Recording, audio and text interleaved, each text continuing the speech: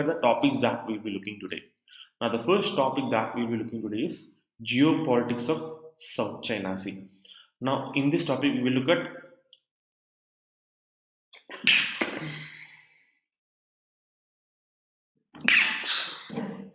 excuse me, sorry for the disturbance.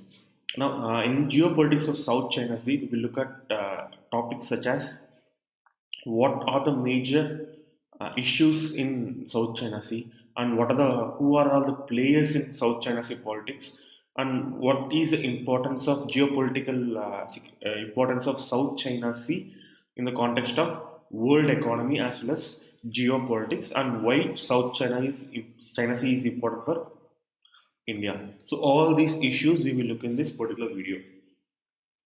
The next one is index of 8 core industries. Now this topic is very important from film's point of view. So we will look into that. It's just a brief introduction on index of 8 core industries.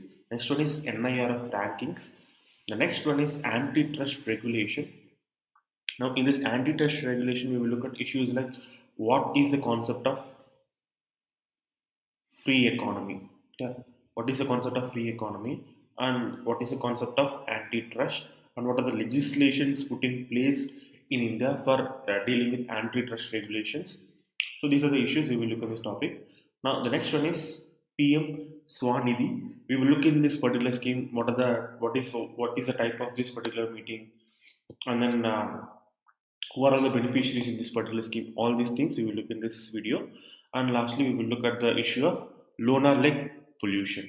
Yeah.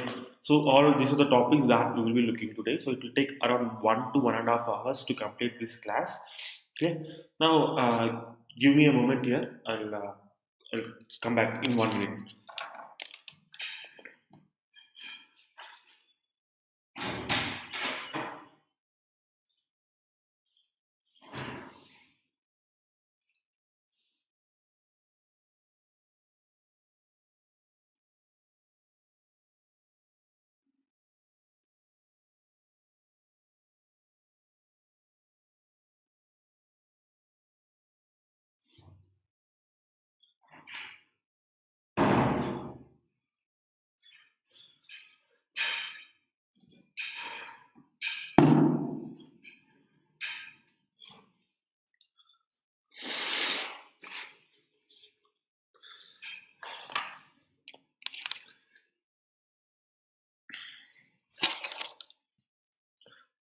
Okay.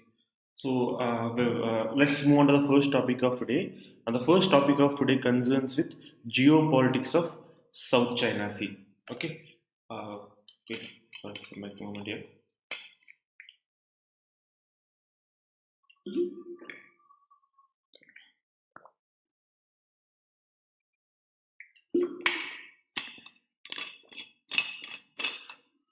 See here, this particular topic was chosen because Japan recently voted to rename an area including islands that are disputed with China and Taiwan in South China Sea. The islands previously known as Senkaku and Diaoyu Island was renamed by Japan. They were renamed by Japan to Tonoshiro and Tonoshiro Senkaku. Is it clear? These islands, there is a dispute between Japan with regards to these islands. There is a dispute between Japan and China and Taiwan. Clear? So to resolve these disputes, to assert Japan effectively, so Japan has renamed these islands to Tonoshiro and Tonoshiro Senkaku. Okay. Now, in this topic, we will look at what are the various other disputed islands in South China Sea. As I mentioned before, Senkaku and Diaoyu Islands, it's a disputed territory between China and Japan. The next one is Partly Islands. This is the major important one. It is in the heart of South China. Now, these islands are on the dispute between China and Philippines, Malaysia, Indonesia, and Brunei to claims parts of the island chain. So these are the countries that lay claim on Spratly Islands. And the next one is Scarborough Shoal. It's a disputed island between China and Philippines. Next one is Parcel Island, China and Vietnam. Now this island is very important from the perspective of Indian context because ONGC has reportedly conducted a number of has planning to conduct oil and natural gas refineries. It's planning to start oil and natural gas refineries in Parcel Islands. Parcel Islands are have huge amounts of oil reserves. So OMGC is right now exploring the option of constructing oil and gas natural refineries in Parcel Islands, and China is contesting the territorial claims of Vietnam. So just remember the name Parcel Islands, which can be important for both from prelims point of view as well as mains point of view. Now, what is the importance of South China Sea? Why is this area being so contested heavily? See, Indo-Pacific in general and South China Sea in particular has recently emerged as a geopolitical center of gravity.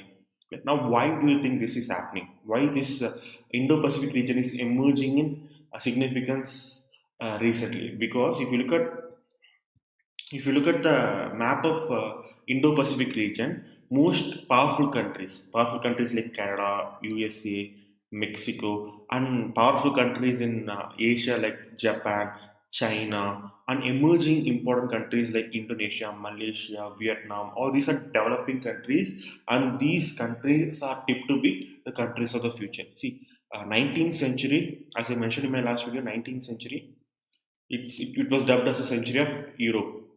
20th century it was dubbed as a century of America. Now 21st century is a century of Asia. That means that Asian countries will control the future of world economy. Since all these important countries are lying in the vicinity of Indo-Pacific region, most of the trade as well as troop deployment by these countries will be in this region.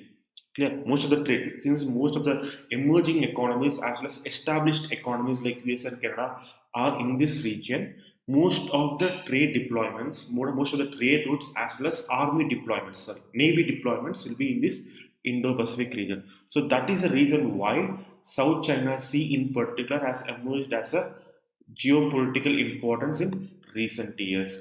Is it clear?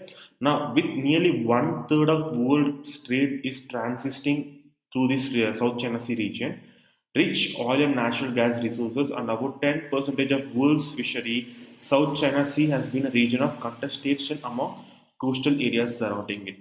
Not only this area is very important from geopolitical perspective, one another reason is because there are many other countries which are contesting for territorial supremacy of South China Sea. See here, there are a number of countries which border South China Sea. Countries like Vietnam, Indonesia, Philippines, Japan, Taiwan. All these countries have differing interpretations of what constitutes as their maritime border. Okay? So, because of these differing contestations of maritime border, South China Sea in recent years has seen escalating conflicts between countries in East Asia. Now, with Indo-Pacific emerging as a center of gravity of both geopolitics, USA has its presence in the region both in terms of economics and military presence. See here, USA is currently following a policy called as right from Barack Obama's presidential term. US is following a policy called as Asia Pivot. Now, with this Asia Pivot policy, the USA is trying to increase its presence in Asia, both from economic standpoint, also from military standpoint. Clear? Using this Asia Pivot strategy, USA is trying to increase its presence in Asia region, both from economic standpoint as well as military standpoint. Now, if you look at economic standpoint, USA tried to negotiate one important deal called as Trans-Pacific Partnership Agreement, also called as TPP. Is it clear? Trans-Pacific Partnership Agreement. Now, this agreement was shelved by the incoming President Donald Trump. Now, he is currently renegotiating this TPP as a new agreement. Now, with regards to military, USA was trying to plan around to deploy around 40% of its entire troops around Asia region. Clear? Out of 100, if there are 100 troops with the USA, they are planning to deploy around 40 troops to Asia region. So that's how USA sees the importance of China with respect to the upcoming geopolitics of the world. Now, China has recently, in the past decade, has challenged the hegemony of US in the region by asserting its dominance through 9-line, claiming that South China Sea to be its territorial waters. Yeah. See, China, based on the historical interpretation, China took some obscure historical document, centuries back document saying that all of South China Sea belongs to China. Yeah. Based on if territory is claimed based on historical reasons and India claimed both Afghanistan and Pakistan, it's kind of ludicrous to suggest that China can claim entirety of South China Sea based on historical claims, but that's what China is doing. See, China, based on historical interpretation, is claiming all of South China Sea as its territorial waters.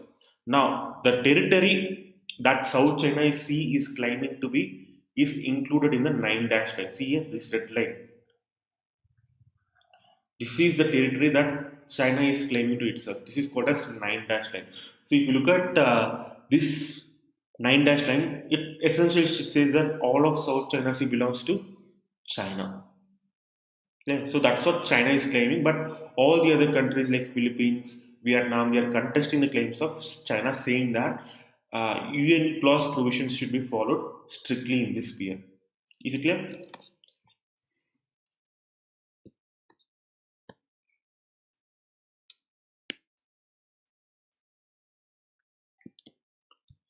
Now, in that direction, China has recently increased its military presence, resulting in tiff with littoral states in the region like Vietnam, Philippines, and Malaysia.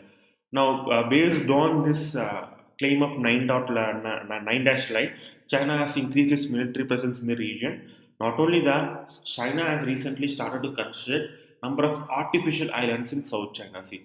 Now, what is the reason why China is constructing artificial islands? See, it will be constructing artificial islands here, artificial islands here, artificial islands here. Now, the reason why they're constructing artificial islands is that based on UN clause provision. I don't know what's the problem today. See, based on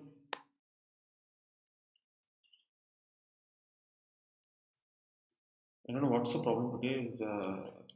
See, based on UN clause provisions, if a land territory is claimed by a country, if a land territory belongs to a particular country, maritime territorial waters extends up to not territorial waters maritime boundary extends up to 200 nautical miles. Yeah. So by using this UN clause provisions loophole, China is constructing these artificial islands so that they can extend their maritime territorial claims. Okay, so if they are constructing artificial island here, they can extend their maritime territory by another 200 nautical miles. Okay, so that's how China. That's the reason why China is trying to construct artificial islands. Now I have explained the conflict of South China Sea. Now, what are the major players in the conflict of South China Sea? Major players. Now, China has claimed almost 90 percentage of area within with its conception of 9-line. See, now you have to understand the reason why China is trying to claim almost all area of South China Sea to itself. See here, for any country to become major power, naval power is very essential. For any country to become a major superpower, naval power is very essential. Yeah. If you look at past superpowers, UK was one of the most uh, what is it? UK established its dominance during 18th and 19th century because of its supreme naval power. If you look at USA itself, USA has vast access to open waters. Either side of USA, it has vast access to open water, and China is one of the most. China is an emerging country of 21st century, which is trying to become a major player. So, if China wants to exert its dominance in geopolitical terms, access to open territorial waters is very essential. Is it clear? Access to open territorial waters is very essential. But if you look at open access seas to China, if you look at strict interpretation of Indian clause definition for territorial waters in South China Sea, Chinese area will be this much only. Yeah, it will be very less. If you compare that with UK as well as USA, this is very less. Within this region, China cannot operate its navy very effectively. So that's why they are trying to increase their territorial claims to include all territorial waters, including inside 9-9. Now that's the reason why China is trying to include all of South China Sea. Now, apart from China, USA has also increased its military presence in the region under the concept of freedom of navigation operations in order to enforce rule-based navigation of high seas in accordance with the provisions of UN clause. Yeah. Now, see in territorial waters, see in high seas. What is the concept of high seas? Seas which do not belong to any country. So any country can deploy troops in high seas. Now, using this concept is called as freedom of navigation. So, using this freedom of navigation principle, USA has currently deployed so many of troops in South China Sea region. Now, this is in line with the principle of freedom of navigation under UN clause, which provides a free movement of vessels in high seas. Is it clear? Now, Japan has also recently has increased its presence as a result of disputed Senkaku and Diaoyu Island. See, in Japan also, for the past two terms, there is a presence of right-wing government. Right-wing governments, they are generally more aggressive towards military operations. So if you look at past military operations of Japan, they were primarily focused on economic relations. They were primarily focusing on economic growth. They did not concern themselves with increasing military presence.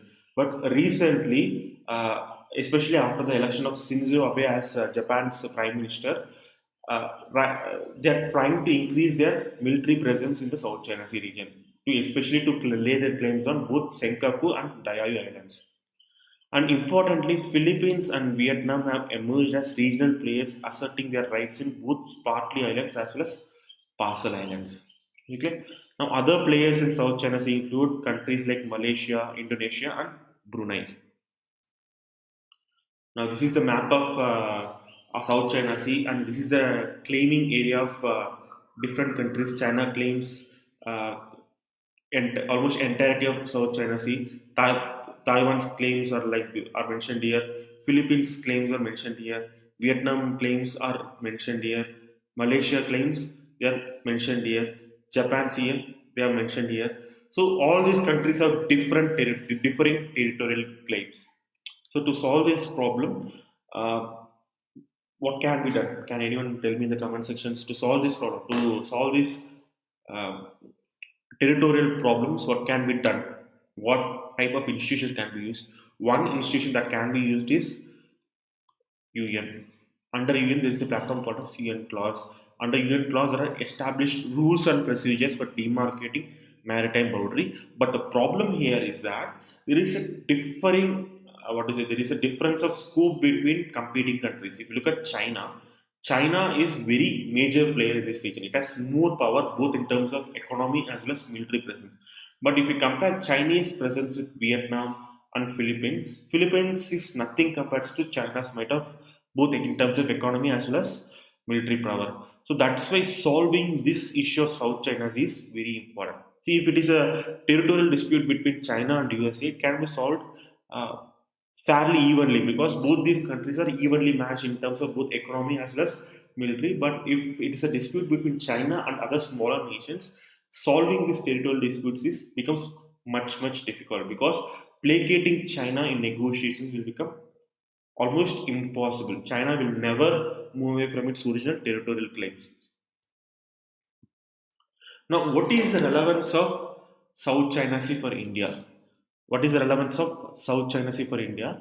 See, India and other Southeast Asian countries have always treated South China Sea as global common. What is the meaning of global common?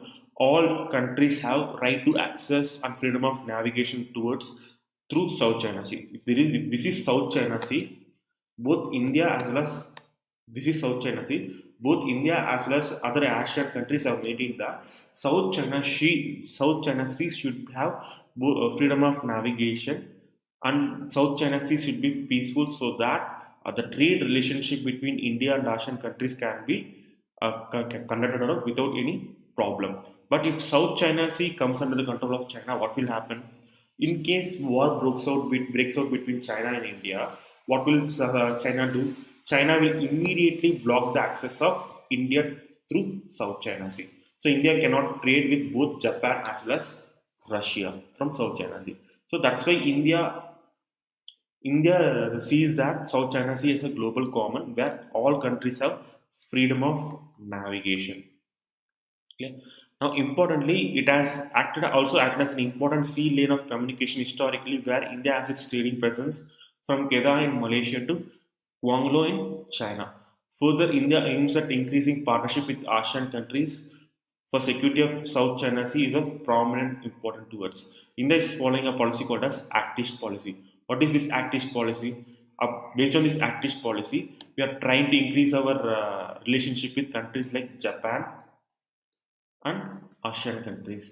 Now, if we want to try to increase our relationship with the countries like Japan and ASEAN countries, which area is very important? Both Indian Ocean as well as South China Sea is very important. Now, to effectively implement this Act-East policy, we need to make sure that South China Sea is very safe for everyone. Now, nearly $200 billion of India's trade passes through South China Sea, and thousands of our citizens study, work, and invest in ASEAN countries, China, Japan, and Republic of Korea. Now, also, we have stakes in peace and security of this region in common with others who reside there, and freedom of navigation as well as other normal activities which with friendly countries are essential for economic well-being. Yeah, apart from trade that is going to South China Sea, we are also engaging in number of peace and security operations with number of neighboring countries like Philippines, Vietnam, Malaysia. So to maintain this relationship, security of South China Sea is of paramount importance to India. Now, keeping that in mind only, India is trying to increase its relationship with Vietnam. See, India is trying to sell its BrahMos missile as well as LCA Tejas aircraft to Vietnam. Why? Because India views Vietnam as a strategic partner so that it can effectively counter China's aggression. Also, India is trying to sell military equipment to Malaysia. Clear? So, primary aim of India is to maintain peace and security of South China Sea. So now that's it with regards to this topic, everyone. Now, if you have any doubts regarding this topic, you can ask in the comment sections. Now, give me a moment here.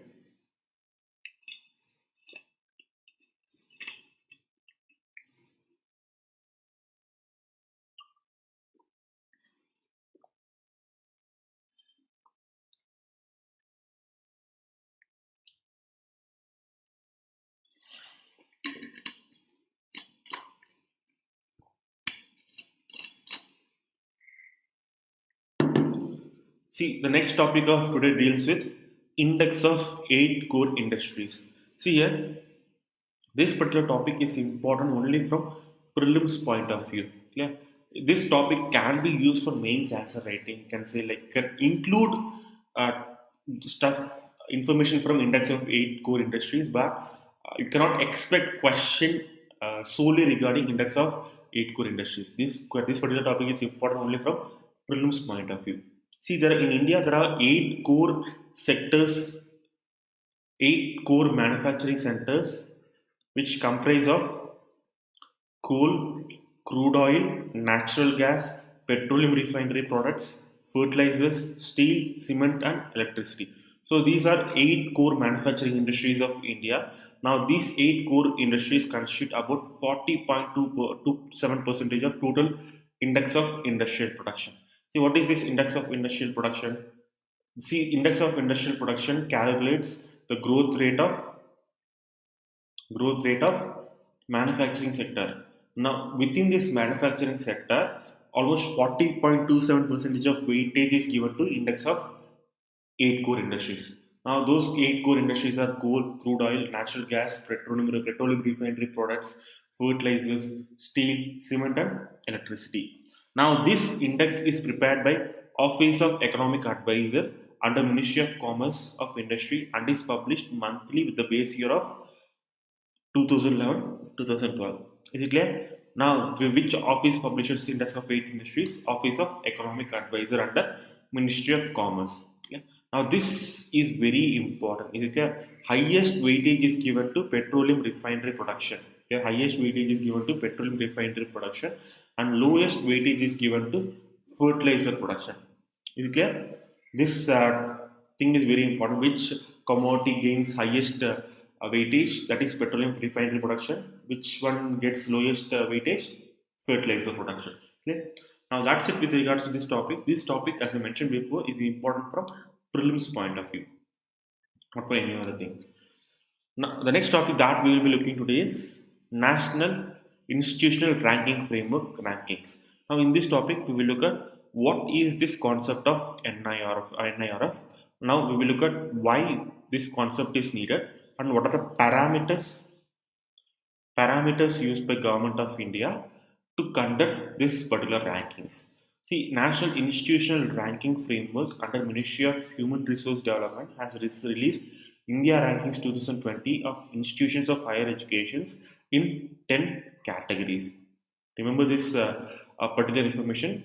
They release rankings for almost 10 categories on the basis of their performance on 5 broad-based parameters. Okay. This year, a new type of domain was added. Thus, that domain includes dental. It has been introduced for the first time, thereby increasing the total tally to 10 categories or subject domains. Is it clear? Now, this information is very important because this is unique to this particular year. So, if NIRF is asked in today, this year's prelims question, this information will definitely be asked in prelims examination. Okay. So, remember this.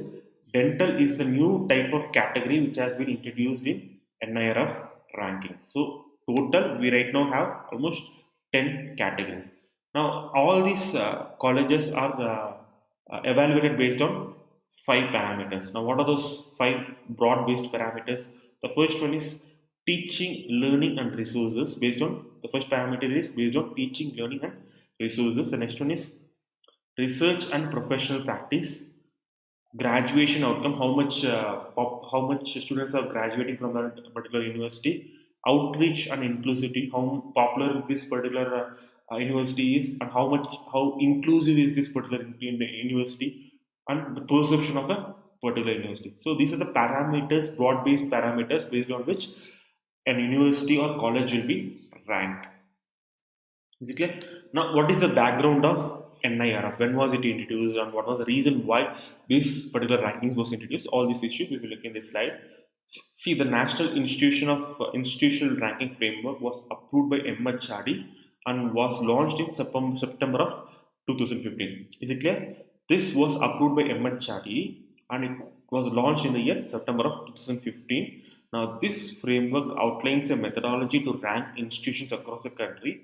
The methodology draws from overall recommendations, broad understanding arrived at the core committee set up by MHRD. Clear? See, India felt that number of quality survey rankings conducted by world institutions like Time Higher Education Rankings, which was conducted in USA, all the other rankings was discriminated towards India. They felt that all these rankings done by other countries rankings are discriminated towards India because they don't account into the inclusive aspect of Indian education and specialization aspect of Indian higher education. So to counter this rankings developed by institutions such as Time and other institutions, India has arrived at its own rankings called as NIRF. Now, to formulate these particular rankings, MHRD has set up a core committee. MHRD set up a core committee. Now, these core committee gave some recommendations.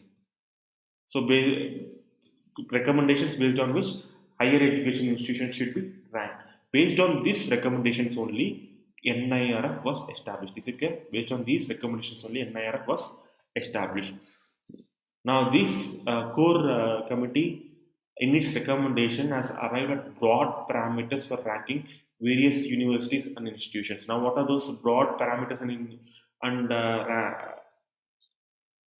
I have mentioned here broad parameters: teaching, learning, and resources, research and professional practice, graduation outcome, outreach and inclusivity. Last one is perception. So these are the broad parameters recommended by this core committee. Now, the ranking framework evaluates institutes on 5 broad generic groups of parameters, which are teaching, learning, and resources, research and professional practice, graduation outcomes, outreach and inclusivity, and perception.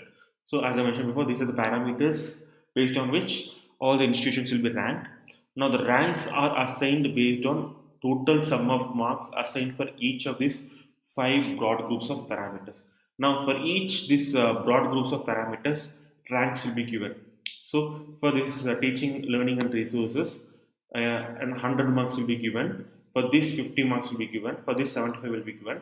So every university will attain some marks in these parameters, right? So all these marks in five different parameters will be clubbed together. Based on that only, institutions will be ranked. Is it clear? Now, with respect to NIRF, one unique information is that it includes country-specific parameters that are relevant to Indian situations such as regional diversity, outreach, gender equity, and inclusion of disadvantaged sections of Indian society are included in ranking methodology. So, if you look at ranking methodology of other institutions, they don't include reservation parameters and gender equity and regional diversity. India is a very diverse country and it has a lot of diverse castes as well and a lot of disadvantaged castes as well. And inclusion of these peoples are very essential for development of India. But uh, rankings prepared by world institutions like Time doesn't include these parameters. So that's why Indian institutions fare very badly in world rankings. Now NIRF tries to solve this problem by including all these parameters in the calculation of rankings. Now, besides all these parameters, the sourcing of data on various parameters from applicant institutions, third party sources of data has also been used. Okay?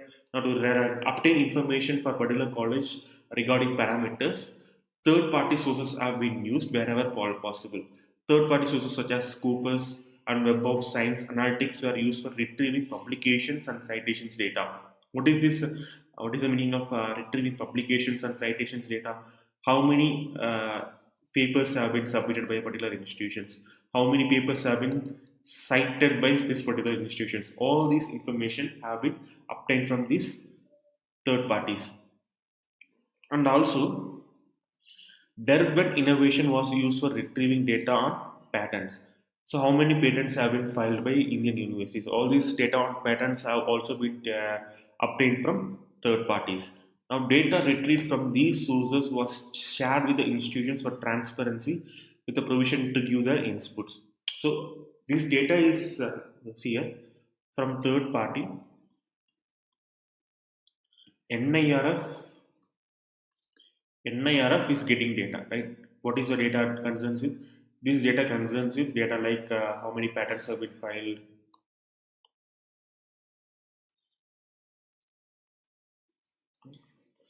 In this data, they will get data like how many patents have been filed, how many citations they have done. All these data they will get. Now, this data will be revealed to the institution so that institution, if they found any discrepancy, they can update with NIRF. Is it clear? So that's how NIRF operates. Excuse me.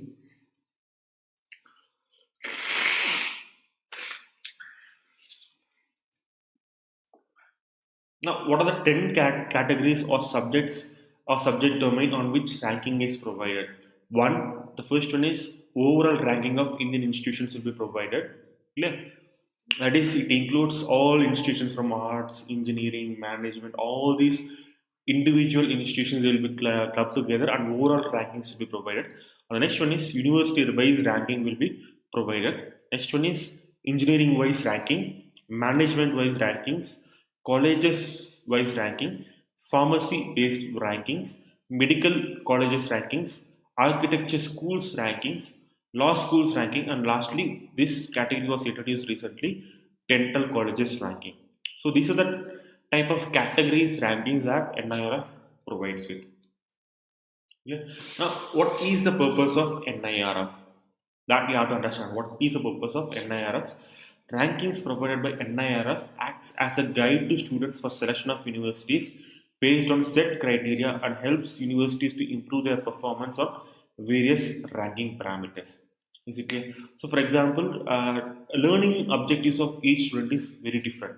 One student will crave for increased research and development. Where one student will be more focused on R&D, one student will be more focused towards sports, one student will be more focused towards vocational training. So demands of each student is very different for each individual student. Now, if these rankings are provided for each individual college, students can look at these rankings and what are the scores obtained by each college in each parameter. Based on these parameters, a student can select a particular college. So that's the first purpose of NIRF. And also, it provides a platform wherein college can look in what areas they have to improve. So, if a particular college is ranking in learning objectives, if a particular college is lacking in outreach perspective, they can improve on these parameters so that they can improve their overall ranking. So, also by publishing these rankings, we are also imparting a sense of competitive spirit, because all these universities, to improve their ranking, what are they doing? They are competing with each other, and competition uh, always provides for efficiency, and efficiency leads to better learning outcomes. Yeah. Now, these rankings also helps universities to identify gaps in research and different areas of improvement. Yeah. As I mentioned before, it helps universities to identify gaps in what areas they are lacking and what are the areas of improvement that are required. Now, the ranking of institutions at national level instill a sense of competitive spirit among institutions to perform better and secure higher rank in international ranking. Is it clear?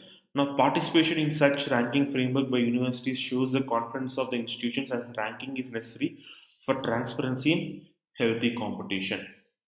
Okay. And also participation. First, not all colleges will be ranked by this NIRF. Only participating colleges will be ranked by NIRF. By participating in these rankings, a particular college is showing willingness to indulge themselves in transparency as well as healthy competition, which is a very good sign for students. Is it clear? Now that's it with regards to this particular topic. Now, if you have any doubts regarding NIRF, you can ask in the comment sections. If you have any doubts regarding NIRF and how, what are the parameters and what is the purpose of NIRF, all these things you can ask in the comment section. Is it clear?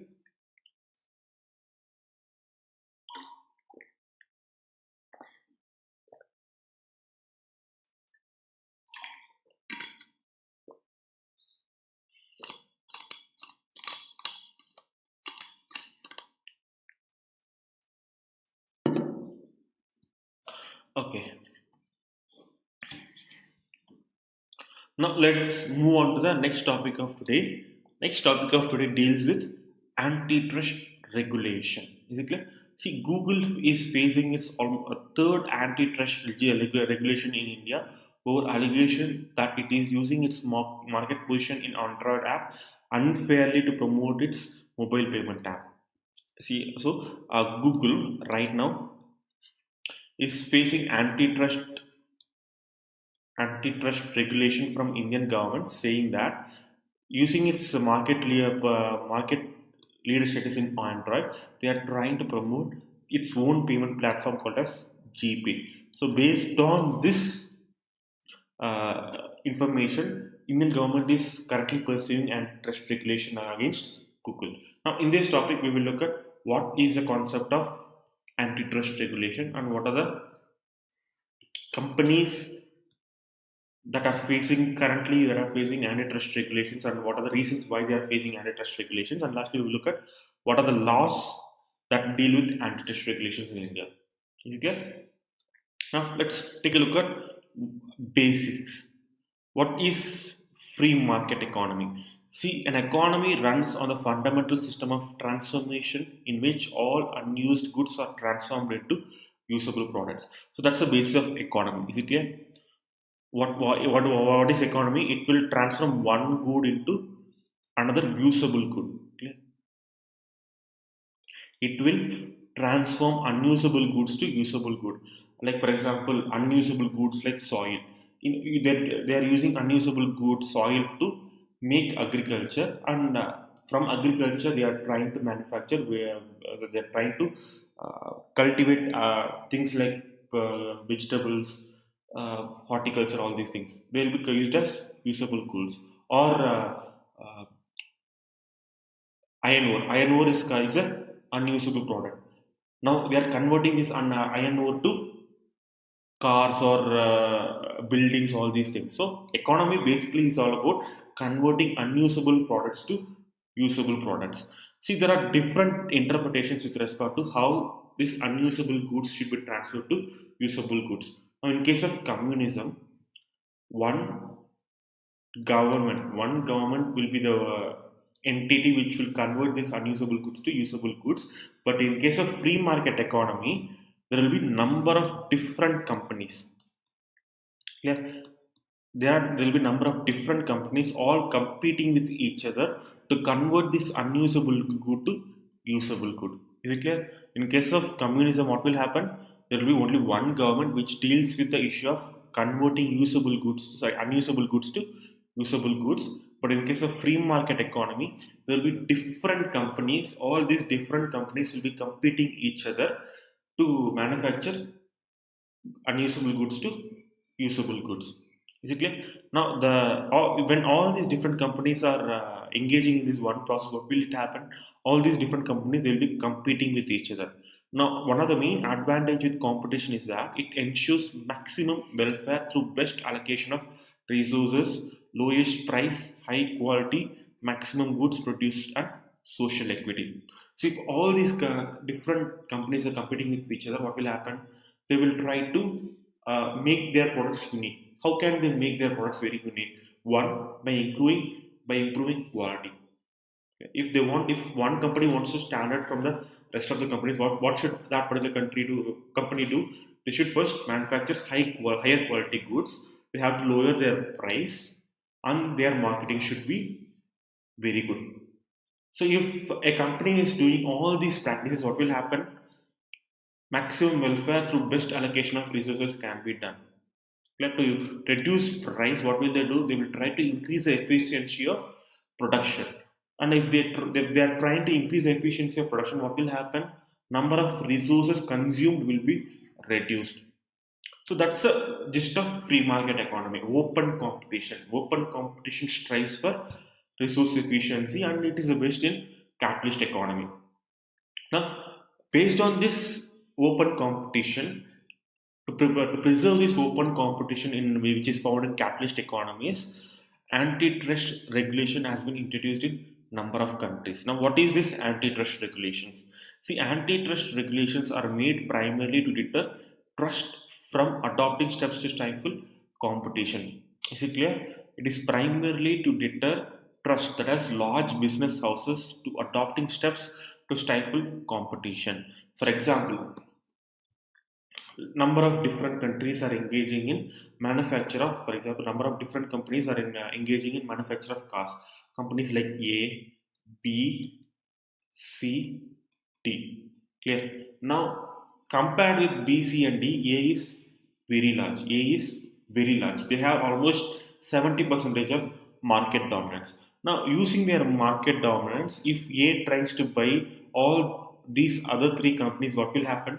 A is trying to stifle competition. A is effectively eliminating competition. So if we eliminate competition, what will happen? Price will increase, efficiency will decrease. A will not have any incentive to improve their efficiency because they are the market leader, and everyone has to buy cars from A. So to prevent all these practices, antitrust laws has been introduced. Now, that they are restraints. These antitrust laws are restraints put in place by state, that is government, to check the overarching power of private businesses that seek to monopolize and control the market. Is it clear? Now, the different ways in which states can put restraints over private businesses are increased taxes, labor regulations, data protection guidelines, data snooping, and other regulatory methods. So, if A is engaging in anti-competitive practice, what can the government do? Government can impose more taxes on company A, so that the company B can become more competitive. The price of company B can become more competitive compared to company A, and they can put restrictions on company A, so that products made by other companies can become more attractive. So these are the ways based on which governments can implement antitrust regulations. Okay. Now, besides that, given the fast pace of technology of production in an economy, the spectrum of antitrust regulations is ever expanding to keep up pace with ever growing technology. See here, after the spawn of technology, what happened is that technology, we are seeing it as one domain. Technology, we are seeing it as one domain, but under technology, there are different domains. For example, there is social media platform, there is business solutions, there is social media, there is platforms like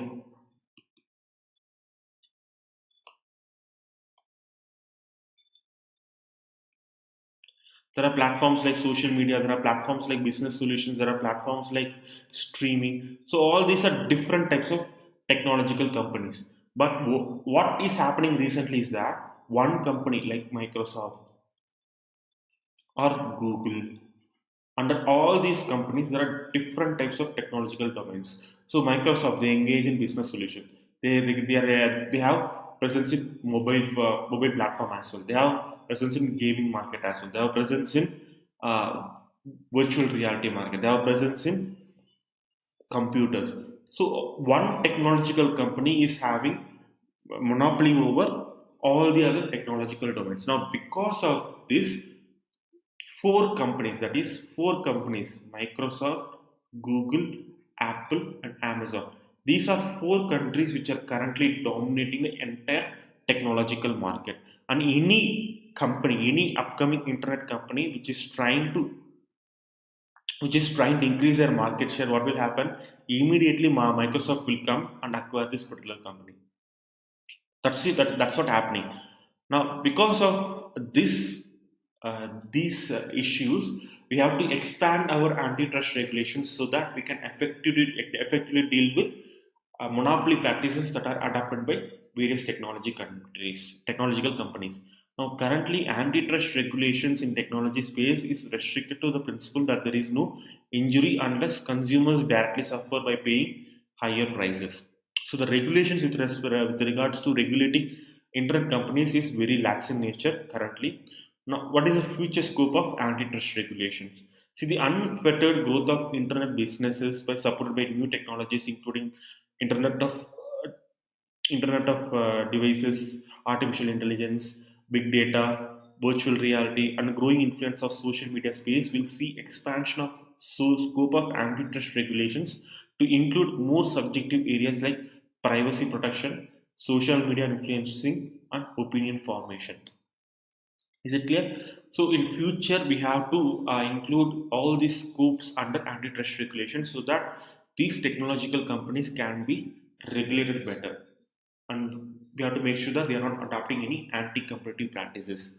Now, anti-regulations of big tech. Now, what is the reasons why big tech are facing so many antitrust regulations? See, the world has witnessed the emergence of big tech firms like Google, Facebook, Amazon, Apple, Twitter, and Microsoft. With growing monopoly in the respective areas, these firms have growing clout over world population in recent times. As a result, regulators around the world are calling upon these big techs, including Amazon, Apple, and Google, to curb their market monopoly power. If you look at Twitter, it has market monopoly over issues such as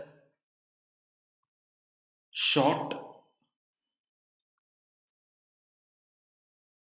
short share. What is the meaning of short share? It means that thoughts are expressed in a very short and concise manner. If you look at Facebook, it has monopoly over our social media sphere. It has stuff like WhatsApp, uh, Facebook, and Instagram. So Facebook dominates social media sphere. If you look at Google, Google dominates internet domain. If you look at Microsoft, Microsoft dominates computer operating system. So they have different monopolies. Now, to break these monopolies adopted by different technological giants, various antitrust regulations have been leveled against these huge internet companies. Now, what are the basic issues involved with these internet companies? Basically, there are two sources of tension between these companies. One is anti-competitive behavior. See, these companies have engaged in anti-competitive behavior by stifling smaller potential rivals and holding on to an outsized market share. Clear? Now, see here, Facebook originally, take an example of Facebook. What did Facebook do? Facebook first originally started a website called as Facebook. After Facebook, what did Facebook do? After Facebook grew in size, what did they do? They acquired their competition, Instagram. They acquired their competition, Instagram. Now, Facebook introduced a concept called as Messenger. Now, compared to Messenger, WhatsApp had more users. Since WhatsApp was seen as a competitor to Messenger, they bought also WhatsApp. So, Facebook companies like Facebook, they are acquiring these individual smaller internet companies and they are adopting very anti-competitive practices. Yeah. Now, besides big tech are involved in multiple business in digital ecosystem and use their monopoly in one segment to gain advantage in another. So I'll give you an example. Now take the case of gaming. Clear? Now who are the established players in gaming? Microsoft and Sony. Clear? Now Sony has a monopoly power in gaming industry. Now despite Sony having a monopoly power in gaming industry, currently Google is trying to come into gaming industry. Google is trying to come into gaming industry by introducing a platform called as Stadia. Now, using this Stadia platform, any person can play games without having physical hardware. They are streaming their games from Google servers. Google server will run this game. From these Google servers, they are streaming these games to individual phones or laptops, just like YouTube. Clear? Now, since Google has monopoly over internet itself, internet services like Google search engine, Gmail, all these things, Google can use these other platforms to provide ads to study behavior of various people regarding their gaming habits. Now, Google can use their monopoly in other domains to gain advantage in other domains. So that's what they are mentioning here. And this is for Sony. And what happens if another company, so like for example, Snapchat, take this here, case of Snapchat. Snapchat is a small, compared to Facebook and Microsoft, it's a relatively small company. Snapchat was in the domain of short video social media company. Now, after Instagram introduced stories, what happened to Snapchat market share? Snapchat's market share dwindled very drastically. It reduced very drastically. So it shows that all these companies like Facebook, based on their existing monopoly in a particular domain, they can gain advantage in new ventures they are entering into. Is clear? And also they have huge amounts of data and they have huge amounts of technical power with regards to coding and all these issues. So they can gain advantage on small companies and influence on policy making. Since these companies, compared to traditional companies like Ford, General Motors, compared to all traditional companies, all these companies are very rich. They have huge market capitalization. Now, using their money, what they are doing is that due to monopoly in these businesses, they now have vast influence on policy making, which could have a large scale impact, particularly with respect to issues such as data privacy. They can influence politicians with the issues regarding data privacy, with the issues with regards to the net neutrality. All these issues they can influence here. Okay. Now, that's the genesis with regards to antitrust law. Now we will look at what are the antitrust laws that are present in India. See, in pre-liberalization era, that is meaning before 1991, the antitrust regulation in India was confined to curbing monopolization through Monopolistic Restrictive Trade Policies Act of 1969. This was passed during Indira Gandhi period.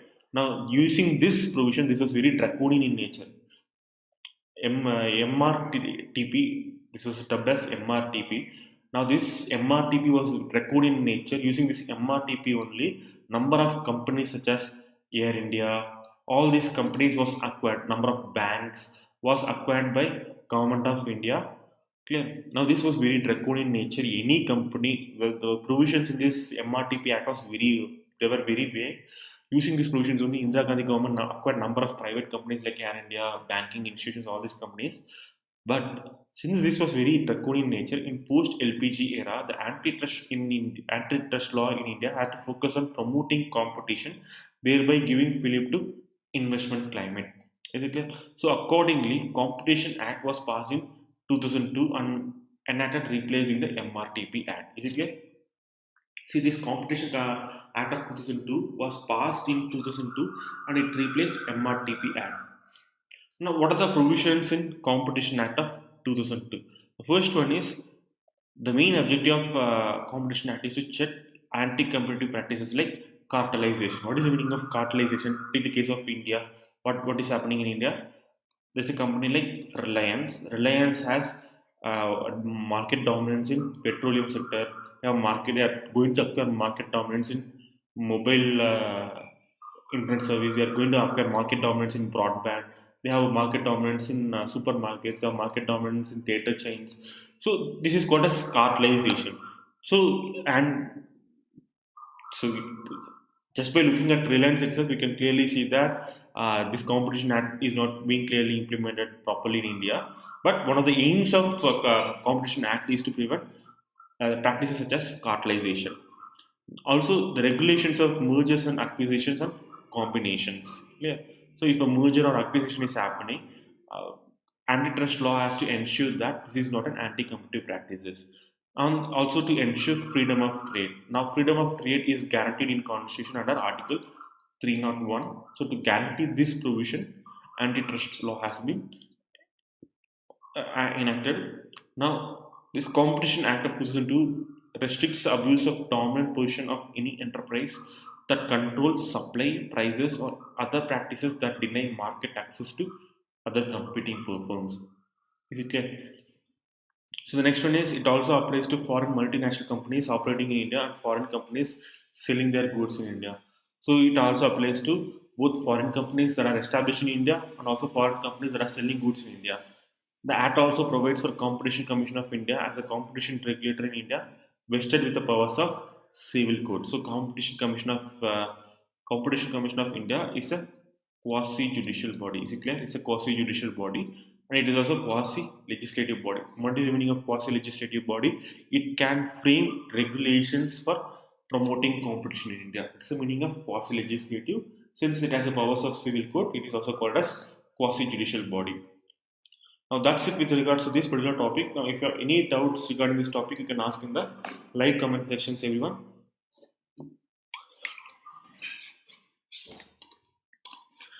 If you're not asking any doubts, I'll move on to the next topic of today.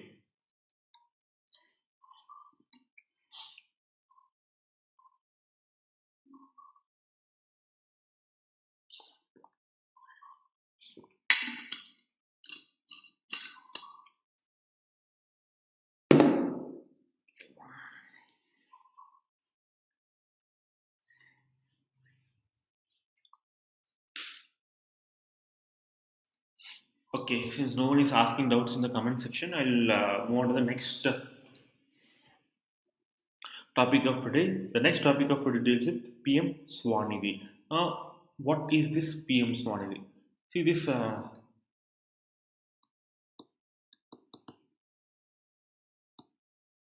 This particular scheme was introduced after the prevalence of COVID. So we can clearly understand that the reason why this scheme was introduced was mainly to mainly mitigate the impacts done by COVID to the economy. Okay. See, this particular scheme was introduced by Ministry of Housing and Urban Affairs. This scheme is a special microcredit facility scheme, also called as PM Swanidhi or PM Street Vendors Atmanirbhar Nidhi, for providing affordable loans to street vendors who have been adversely affected due to COVID-19 pandemic. So, what is who established this particular scheme? Ministry of Housing and Urban Affairs. Now, this Ministry of Housing and Urban Affairs created this particular scheme for the benefit of whom? For the benefit of media. I don't know what's happening today. The annotation tool is not working properly. See, this Ministry of Housing and Urban Affairs have prepared this scheme for the main benefit of street vendors. This particular scheme give out loans, affordable loans for the benefit of street vendors who are adversely affected due to COVID-19 pandemic. Okay. So now what are the details about this particular scheme? See, it's a central sector scheme that facilitates street vendors to access affordable working capital loan for resuming their livelihood activities after easing of the lockdown. Okay. Now, because of these lockdown measures, street vendors cannot sell their goods in streets. Now, because of that, their livelihoods gets destroyed. They are at risk in the family households. They are dependent on daily sales that are making. Now, if their daily sales are getting impaired, what will happen? Their livelihoods will get destroyed. Because of that, if they are coming to sell their goods after lockdown, what will happen? They won't have any money to purchase goods.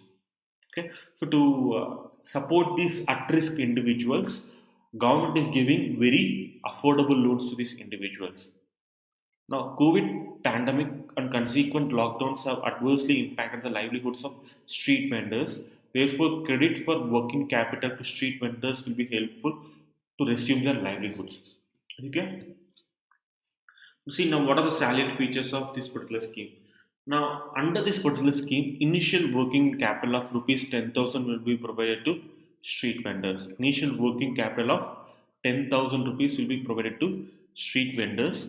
Interest subsidy on timely and repayment of loans. So if a particular street vendor is repaying his loans on a timely manner, on his interest, for getting loan for 10,000 rupees, he'll pay some interest, right? So if he's getting a loan at an interest rate of say 8%, he'll pay interest rate of around 800 rupees. Now if he's paying this interest rate in a time bound manner within this stipulated time, now this 800 rupees will be subjected to subsidy by the government. Government will give subsidies to this particular interests. Now monthly cashback incentives on digital transactions. Now if this loan amount that this particular person is taking, if he's doing digital transactions, some of the amount will be given as cashback incentive. And also if he's doing if he's repaying his loans regularly, higher loan eligibility on timely repayment of first loan. First loan of 10,000 rupees will be provided. If he has repaid this initial loan of 10,000 rupees, he'll be eligible to get higher amount of loans from banks. Now, who are all the beneficiaries from this particular scheme? Beneficiaries of this particular scheme includes people such as street vendors, hawkers vending in urban areas or surrounding peri-urban and rural areas. So these are the beneficiaries under this particular scheme. Okay. Now, who will provide credit to this particular population? Which authority, which bank will provide the loans for these particular individuals? Scheduled commercial banks, regional rural banks, small finance banks, cooperative banks, NBFC, microfinancing institutions, and self-help group banks. So all types of banks under RBI can be able to provide loans under this particular scheme. Is it clear? Now, what is the significance of this particular scheme? See, the significance of this particular scheme lies in the fact that this is the very first time in India's history that street vendors from peri-urban and rural areas have become beneficiaries of urban livelihood program. See, this particular scheme is primarily an urban affairs scheme.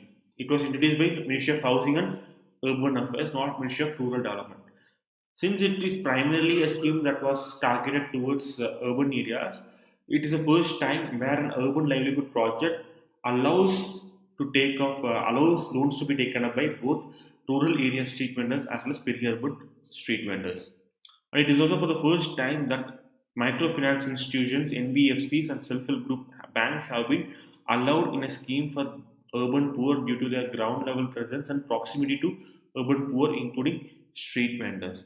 See, compared to traditional banks, banks such as microfinance institutions and self-help group banks, they have a lot of linkages with ground level workers. At risk, they have a lot of linkages with at risk individuals. Since they have most amount of connection with these individuals, allowing these banks to give out loans to these people becomes much more beneficial. And it is for the very first time Indian government has allowed these types of banks to provide loans for a particular scheme. And also a digital platform with web portal mobile app is being developed to administer this scheme with end-to-end solution. Now, the IT platform will help integrating the vendors into formal financial system. Is it clear? So these are the significance of this particular scheme. Is it clear, everyone? Now we will move on to the last topic of today: lunar lake pollution. Clear? See, in June of 2020, a crater lake in West Central India promptly changed its color from green to pink. You can look at the image here. The color of lunar lake has changed from green to pink. Now, for now, the reason why the color has changed remains a mystery. Lunar lake's color shifted occur over a span of very few days. Okay? Within few days, the color has shifted from green to pink. Now, the change is visible in this image pair. See here. Now, the why this color has changed from green to pink remains unclear as of now. Now, what are the so a question can be asked from lunar lake in upcoming prelims examination. So you have to know some information regarding lunar lake. See, lunar lake is located in India's west central state of Maharashtra. Is it clear? Now, this crater was initially thought to have volcanic origin due to its location amid volcanic basalt of Deccan Plateau. Is it clear? Now, Lonar Lake is located in the state of Maharashtra. This lake was originally thought to be of volcanic origin due to its presence among basalt region of Deccan Plateau. But scientists in 1970s, however, confirmed the presence of masculinite. Now, this masculinite is a naturally occurring glass that is formed only by extreme high velocity impacts. Okay. So it shows that lunar crater lake was formed because of high impact velocity by asteroids or comets. One asteroid or comet have had with high velocity has impacted Earth's surface. Because of that, only lunar lake was created. How did scientists reduce this particular fact? Mainly because of the presence of a particular naturally occurring glass called as masculinite. Now, this lunar lake was formed around 35,000 to 50,000 years ago. Lunar is the only fresh impact structure in basalt on Earth, making it an important analog for impact craters on the surface of the moon. See, if you look at the surface of moon, so moon surface is inundated with number of craters. It is very it has an undulating terrain. What is the meaning of undulating terrain? The terrain is very uneven. The terrain is very uneven because of impact of number of comets as well as asteroids. Now, if we study this impact structure in lunar crater lake, we can easily study what are the effects that can be felt on moon surface. So these are the facts concerned with lunar lake. Now that's it with regards to the topics that I have taught today, everyone. Now, if you have any doubts regarding the topics that I have taught today, you can ask in the live comment section. Okay, I'll give you some 2 to 3 minutes to ask those doubts. If you're not asking any sorts of doubts, I will end this session. And please do follow Unacademy's YouTube channel if you wish to follow these current affairs videos regularly. If you are watching my current affairs videos regularly, acing the upcoming. See, now the topics that we'll be looking today includes centralized public grievance redress and monitoring system. That's the first topic that we'll be looking today. In this topic, we will look at what is the concept of CP grams, what is the concept of CP grams, and what is the background of CP grams. So these is the things that we'll be looking in this particular topic. Next one is Global Alliance for Vaccine and Immunization. Now, because of COVID pandemic, this international organization assumes significant importance because in every year there will be at least 3 to 4 questions. Every year there will be at least 3 questions that will be asked from international organizations. So remembering in international organizations which are very which was prominent during a particular calendar year is very important. Now, because of COVID pandemic, this international organization assumes a particular importance. So you can expect at least one question regarding this topic in either prelims or mains. Now, the next topic that we'll be looking is 10th schedule. Next one is equalization levy, and lastly we will look at the topic of geotile. Okay. Now in 10th schedule, we will look at what is 10th schedule and what are the provisions in 10th schedule, what are the powers of speaker with respect to provisions in 10th schedule. All these issues we will look in this video. So these are the topics that we'll be looking today. So now moving on to the first topic of today. The first topic of today concerns with centralized public grievance redressal and monitoring system. Now, what is this centralized CP-gram system? It is this system is also called as can be abbreviated into CP grams. Okay. Now, what is this CP grams? Why this topic was chosen? See, this centralized public grievance redressal and monitoring system reforms have been launched by Department of Post recently. Recently, Department of Post has launched CP grams in their redressal mechanism. Yeah. Now, the reforms introduced under CP grams are expected to reduce the grievance redressal disposal time, and also it also improves the quality of grievance redressal. Is it clear? Now, what does CP grams to Department of Post? One, grievance redressal time will be reduced. The next one is the quality of grievance redressal will also be improved. So these are the two benefits that Department of Posts will be getting by introducing CP grams. So now what is this CP grams? See, CP grams is an online portal. It's an online portal where public can lodge grievances against a particular department. Say, for example, you are going to a income tax office for paying your income taxes. Now, when you are going to this income tax office, you are feeling that staff in that particular income tax office are not attending to your needs. They are not receptive to your demands. Now, if we have a complaint, if you have a grievance regarding the tax authorities, in conventional method, what will you do? You will lodge a complaint against that particular officer to his higher authorities via formal written complaint. But the problem with that approach is that you don't have any necessary means by tracking to track your grievance. So once you have given your complaint to higher authority, you won't know whether that higher authority has taken any sort of action or not, and what is the status of your complaint. All these things you are blissfully unaware of. And the next thing is that there's a higher possibility that the higher authority might himself be corrupt. So he might not take stack action against the lower authority person.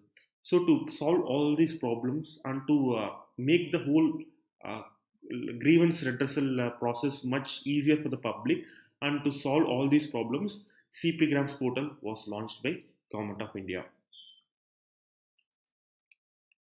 Now, what is the background of CP Grams? CP Grams is an online web-enabled system developed by National Informatics Center in association with Ministry of Personal Public Grievances and Pensions. So CP Grams, it is launched by National Informatics Center along with Ministry of Personal and Public Grievances and Pension. Clear? So these are the two authorities which launched CP Grams. Now, this portal is launched by this authority, but this CP Grams portal can be used by number of government departments. Even though this is launched by National Informatics Center, they'll be used by number of government departments. Clear? So they have to register themselves. If, for example, Department of Posts, they want to register themselves with CP Grams, they have to go to National Informatics Center, and they have to give access to National Informatics Centers to their departments. Only then CP Grams will be launched for a particular department. Now, this CP Grams provides a facility to track, lodge a grievance online from any geographical location. Clear? So, in a traditional method, if you want to launch a complaint, you have to physically go to that particular office and launch a particular complaint. But in case of CP Grams, from any geographical location, by going to CP Grams online portal, you can lodge a complaint. Now, it also enables Department of Administrative Reforms and Public Grievances to monitor the grievance. Yeah. Now, in a traditional case, there is, as I mentioned before, there is no way to for you as well as a central government or state government to monitor your grievance, at what stage your grievance is there, and how many number of grievances a particular department is receiving per year. All this data is not available for them. But if everything is moved to online, what will happen? Department of Administrative Reforms can effectively track what is the status of a particular grievance, and they can also monitor a particular grievance as well. Clear? Now, similar to, apart from that, similar to RTA. See, what is RTA? RTA deals with disclosing of information to public. Clear? RTA deals with their disposal of information to public, and which authority dispose this information to public? An officer called as public information officer. An authority called as public information officer appointed by each and every department. Clear? Now, similar to RTI, according to CP Grams, the procedure also includes designating a senior officer as Director of Grievances and Grievance Officer in every office to ensure that system remains accessible, simple, quick, fair, and responsive. Is it clear? Similar to RTI, where they appoint Public Information Officer, in CP Grams too, we will be appointing Grievance Redressal Officer to ensure that the system is responsive, quick, and very simple for common man. Okay. So now this is with regards to CP Graham's topic. Now, if you have any doubts regarding this particular topic, you can ask in the comment section, and I'll try to answer those comments. Is it clear, everyone? Now, excuse me for a second here.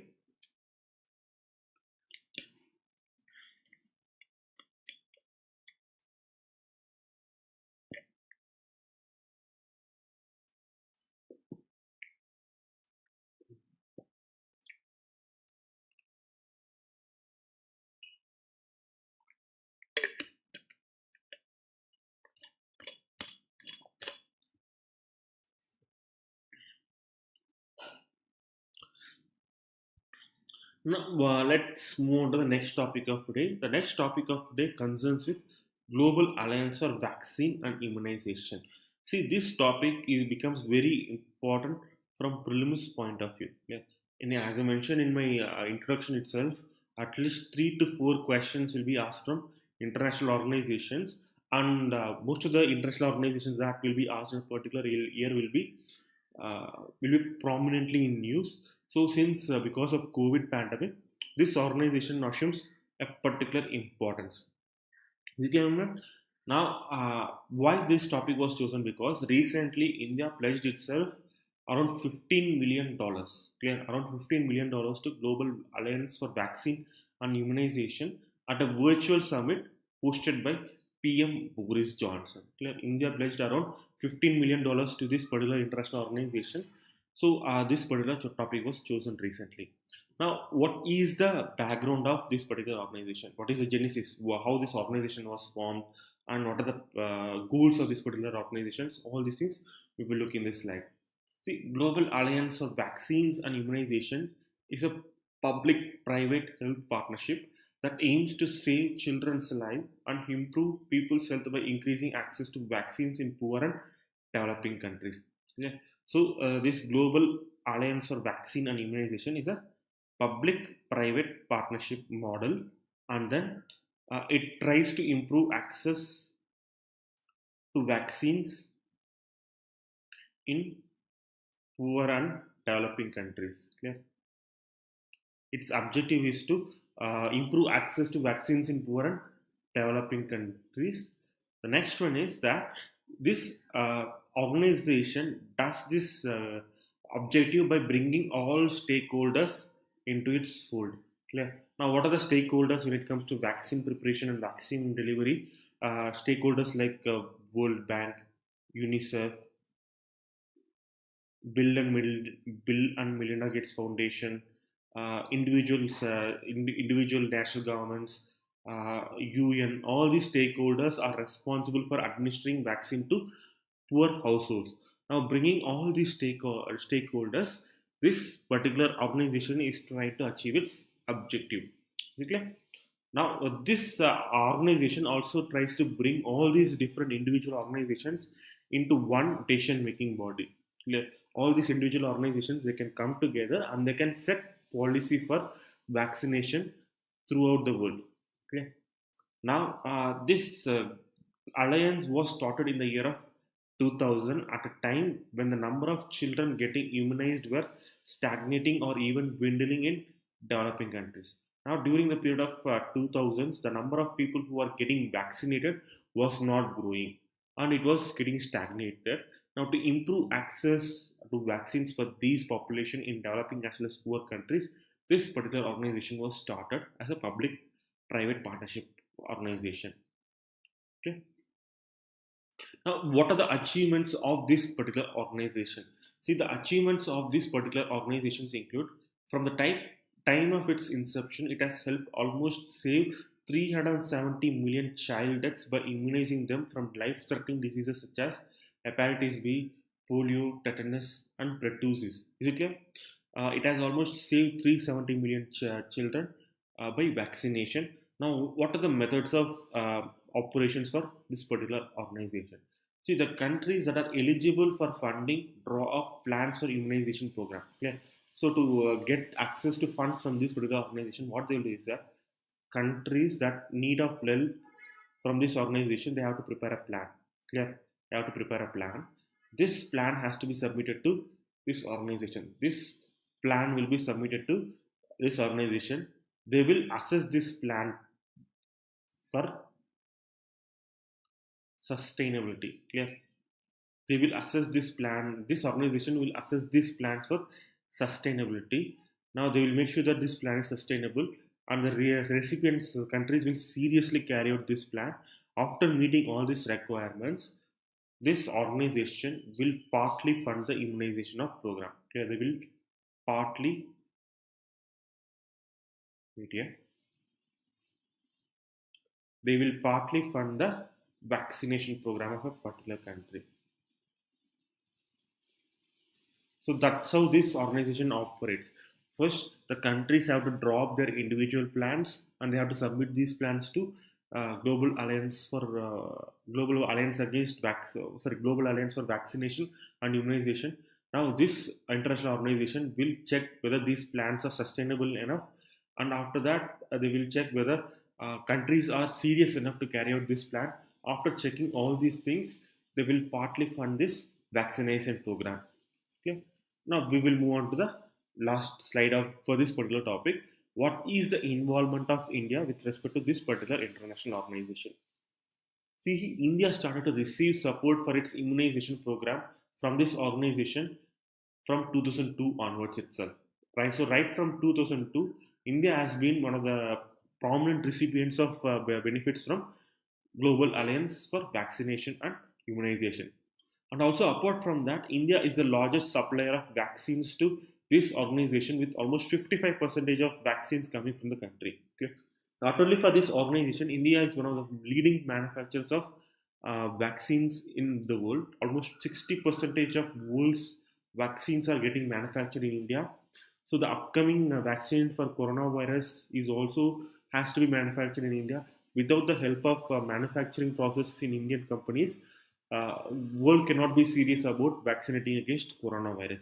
So if any companies coming up with coronavirus vaccine, they have to manufacture in India. So that's how that's how much that's how much India has market share over vaccine manufacturing. Okay.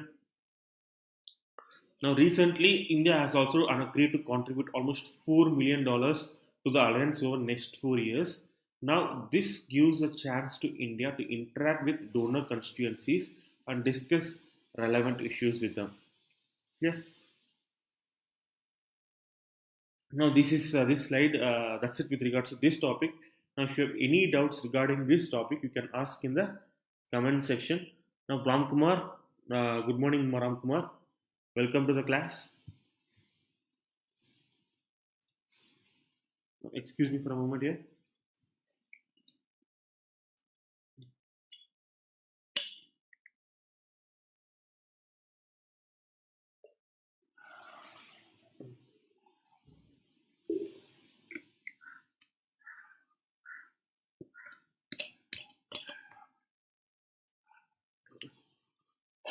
Now, I hope everything was clear to you. If you have any doubts regarding this topic, you can ask in the comment section. Now, we will move to the next topic of today. Yeah.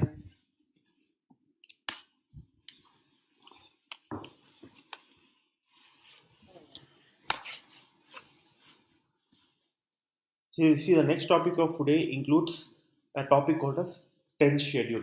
See, 10th schedule deals with, wait here, let me check whether, okay. Okay, 10th schedule they deals with the issue of disqualification of MPs as well as MLAs. Yeah. 10th schedule deals with the issue of disqualification of MPs and MLAs. Now, if you look at the disqualification of MPs in general, they are dealt in Article 102. They are dealt in Article 102. MPs disqualification are dealt in Article 102. Now, there are three ways based on which an MP can be disqualified under Article 102. Now, what are those three ways? One is based on grounds mentioned in Article 102 itself.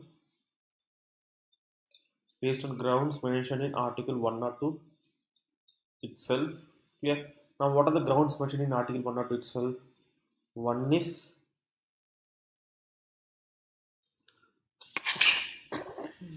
excuse me.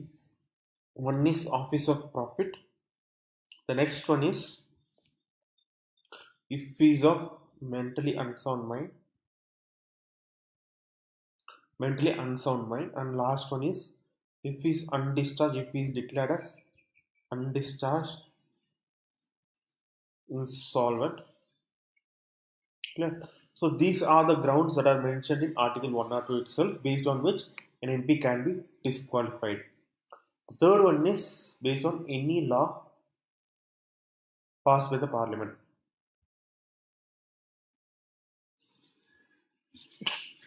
Based on any law passed by the Parliament. Now the second provision is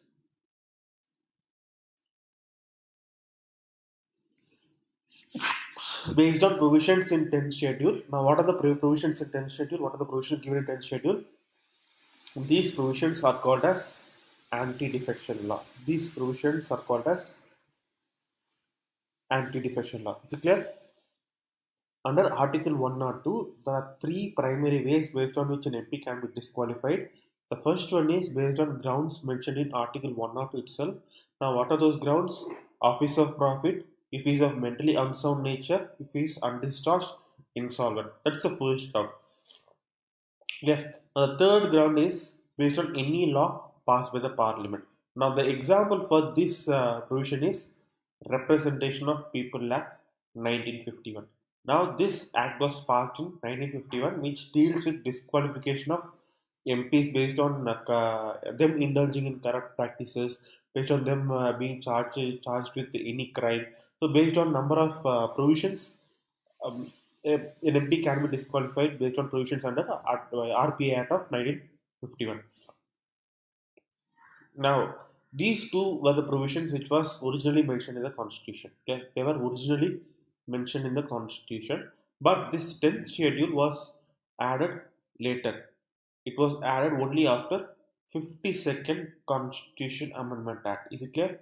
This 10th schedule, also called as anti-defection law, was added only after 52nd Constitution Amendment Act in the year of 1985. In the year 1985. Now, if you look at why this particular provision was added, now during 1970s, clear, the era of criminalization of politics started. Era of criminalization of politics started. So during this period of criminalization of politics, what happened is that number of MPs as well as MLAs were being bought for money. So based on money, a number of MLAs will switch from one party to another, making a number of state governments and central government became increasingly unstable. And if the MPs are switching from one party to another party, since they are not accurately representing the people, because they are getting elected to a particular MP or MLA position based on his party promises. So if he's switching from one party to another party, which has a radically different ideology compared to his original party, it's kind of deceiving the people itself. So to prevent this horse trading and to prevent mm, MPs from switching from one political party to another political party, this anti-defection law was passed in 52nd Constitution Amendment Act, and the provisions of anti-defection law was included in 10th schedule. Now, what is this schedule? See, a schedule is kind of similar to appendix of a particular book. Now, what is the appendix of a particular book? The stuff that are very voluminous to be included in the original book will be included in appendix. Yeah, if you look at Lakshmikant book itself, number of things will be given in the last part of the books, like voluminous parts, like Constitution Amendment Acts, your schedules, all these things, because they are very voluminous to be included in the original book. So similar to that, if you are including all the provisions which are mentioned in the schedules, Constitution becomes very bulky. So that its Constitution has a separate provision called as schedules to include a very voluminous part of Constitution. Clear? You know what the provisions of anti-defection law are given in 10th schedule. Clear? Now, give me a moment here. Give me a moment here.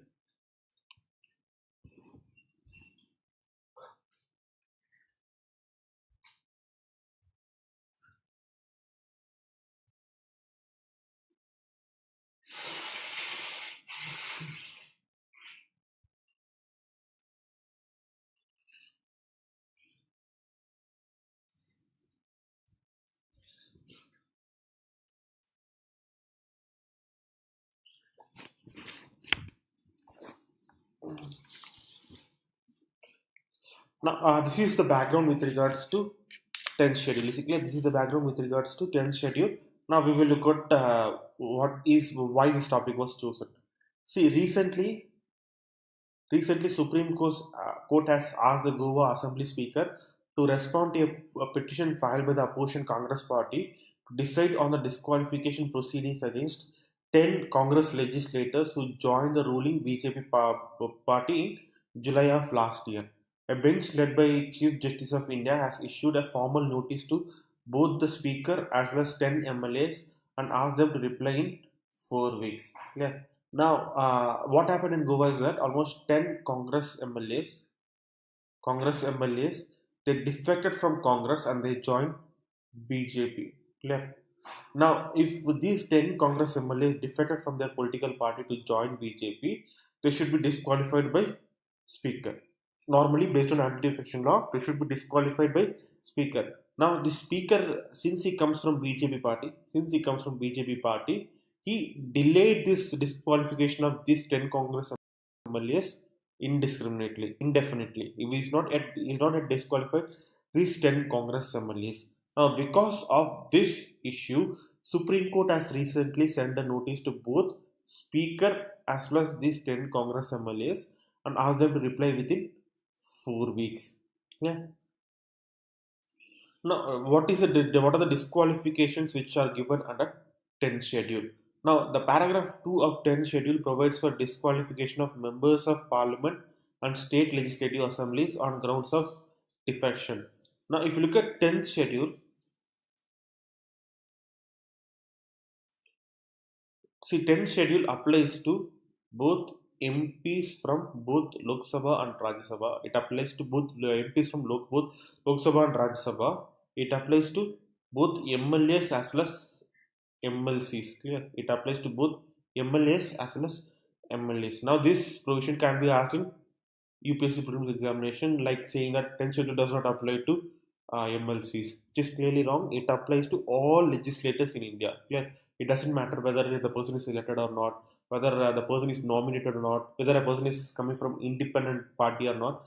It applies to all legislators in India, both from parliament as well as state legislature. Now, this paragraph 2 of 10 schedule provides for disqualification of members of both parliament and state legislative assemblies on grounds of defection if he has voluntarily given up his membership of such political party.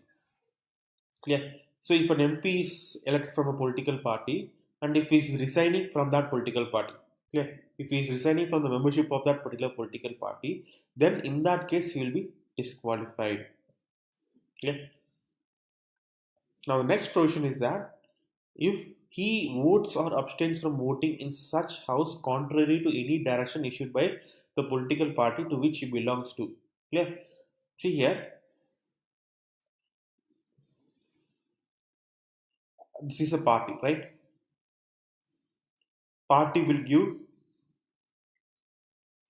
directions to MPs and MLAs. Now, these directions will be given called as These directions are called as whip. Is it clear? These directions are called as whip. Excuse me.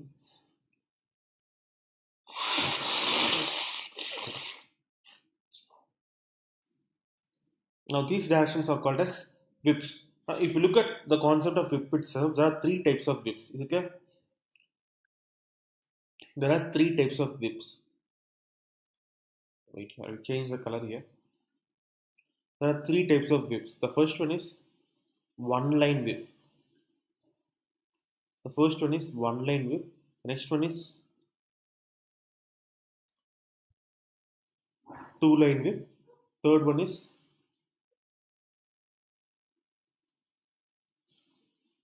three line whip. So these are the three different types of whips that a party can issue to MPs or MLAs. Now, what is this one line whip? This one line whip, see, what happens is that whips are kind of similar to circular. Is it clear? Wait here, someone is asking doubts. No, Kailash, High Court cannot prohibit chairman from doing his responsibilities. Kailash, what High Court and Supreme Court can do is that they can instruct chairman of Rajya Sabha to carry out his duties. If he is not disqualifying members based on anti-defection law, Supreme Court will direct chairman of Rajya Sabha to disqualify those members. The Supreme Court can do that, but they cannot restrict the power of uh, what they cannot restrict the power of chairman, because India has a concept called as separation of power. By concept of separation of power, only when either legislator or executive they are violating their constitutional provisions, judiciary will come in. Unless they are not violating constitutional provisions, judiciary cannot interfere into the process of both legislature as well as executive. Is it clear, Kailash?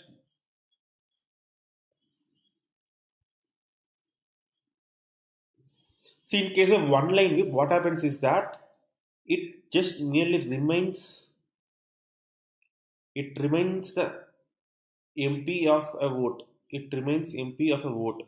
Clear? It just says that a particular vote is coming up in parliament. Clear? So by receiving one line whip, an MP or MLA, he can either come to parliament or he can not come to parliament. He can vote against the party direction itself. So it is free to do whatever he wants. One line whip just basically reminds the MP that there is a vote. But if you look at two line whip, a two line whip requests attendance. Clear? If a two line whip is issued to a particular legislator, that legislator has to compulsorily attend that particular session. Clear? If an important bill is coming up, say for example, bill regarding National Register of Citizen is coming up in the parliament, and BJP wants to immediately pass this bill. So for that reason, they should require the presence of all their legislators. Now, if BJP is issuing two-line whip, all these MPs of BJP they have to compulsorily attend this particular session. Clear? Now, this three-line whip, the last concept called as three-line whip. Now, if this three-line whip is issued, all MPs or MLAs they have to compulsorily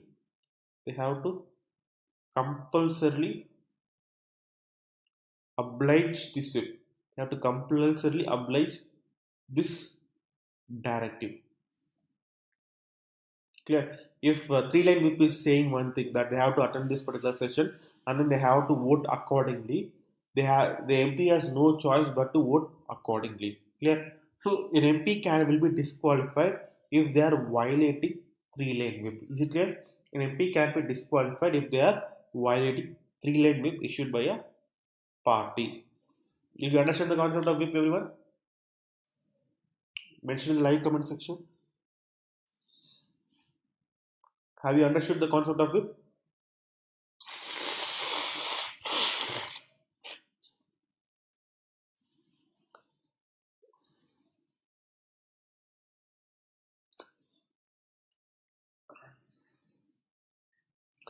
YouTube is a touch slow compared to other online platforms here. See here, moving on. Now, if we votes or abstained from the directive against given by a political party to which he belongs to, or by any person or authority authorized by it on its behalf without obtaining the prior permission of such political party, person, or authority. Clear? So, if directive given by whip is violated, he can be disqualified. That's the thing that they are keep telling here. And even if a MP is violating a whip, even if the MP is violating a whip, if he obtains a permission from his political party within 15 days, okay, MP is violating the whip given by a particular political party, but he gets permission or gets approval from a particular political party within 15 days, gets approval within 15 days. In that scenario, he will not be disqualified. Is it clear? But if he is not getting approval or abstention from a political party within 15 days, he will be disqualified. Now, next one is disqualification of elected and nominated members as per 10th schedule. See, whenever they have mentioned house in 10th schedule, whenever they are mentioning house in 10th schedule, the term houses include terms such as both Lok Sabha and Rajya Sabha, and both state legislative assembly and state legislative council. Clear? House is all inclusive of all legislatures in India, which includes Lok Sabha, Rajya Sabha, state legislative assembly, and state legislative council. Now, who is this elected member? An elected member of a house who has been elected as such otherwise than as a candidate set up by any political party shall be disqualified for being a member of the house if he joins any political party after such election. So, if, for example, a person A, this person is getting elected on, wait here, this person is elected based on BJP ticket. Clear? This person is getting elected from a particular constituency based on BJP ticket. But after getting elected, this person goes and joins Congress. Clear? This person goes and joins Congress. In that case, this person A will be disqualified from the house of either Lok Sabha, Rajya Sabha, or state legislative assembly or state legislative council. Now, why? Because this person A was elected based on the party promises given by BJP. What happens during an election? BJP will prepare election manifesto. Now, based on this election manifesto, based on the promises given in election manifesto only, people will elect to a particular political party. Yeah, they will elect to particular MLAs only based on their party promises. Now, this person is elected based on party promises given by BJP, not based on party promises given by Congress. Now, if this person A is quitting BJP and joining Congress, what does it amount to? It is amount to as cheating to the public itself, because the public, they are not voting for Congress manifesto, but they are voting for BJP manifesto. Since it amounts to cheating, these persons will be disqualified. Is it clear, everyone? Now, this is with respect to elected members. Now, with respect to nominated members, now, excuse me here. Sorry, I was drenched 2 days before. That's why I have a cold right now.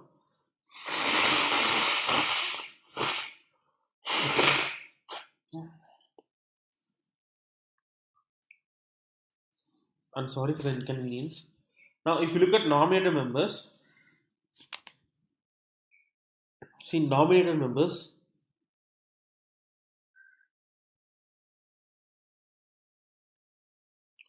Nominated members are nominated by president. President is a person who nominates these nominated members. Now, these nominated members do not belong to any political party. They do not belong to any political party. Is it clear? So that's how president chooses nominated members. But if these nominated members wants to join a political party, if they want to join a political party, they have to do so within they have to do so within 6 months. Clear? If these nominated members wants to join a political party, they can join a political party within 6 months. If they are joining a political party beyond 6 months, they will be disqualified. Clear? Now understand the difference between elected members and nominated members. In case of elected members, they are not allowed to jump over to another political party. But in case of nominated members, they are allowed to move to another political party within 6 months. Now, why is this difference exist between elected as well as nominated members? Because in case of elected members, they are first elected by people of India based on a particular party promise. But in case of nominated members, they are not elected, but they are nominated by President of India, and also they do not belong to any particular political party. So understand the difference between the nature of elected members as well as nominated members. Since there is a fundamental difference between these two members, nominated members are allowed to join a political party within 6 months. So that's what they have mentioned in this particular point. A nominated member of a house shall be disqualified for being a member of the house if he joins any political party after the expiry of 6 months from the date on which he takes his seat after complying with the requirements of both Article 99 or Article 188. Thus, nominated members who are not members of a political party could choose to join a party within 6 months. After that period, they are treated as a party member or independent member. Is it clear? Now, if you look at independent members will be disqualified if they join any political party. Now, similar to elected members, if independent members are joining any political party, they will be immediately disqualified. Now, understand the difference. Independent members are allowed to give support to a political party. For example, I'll give an example here.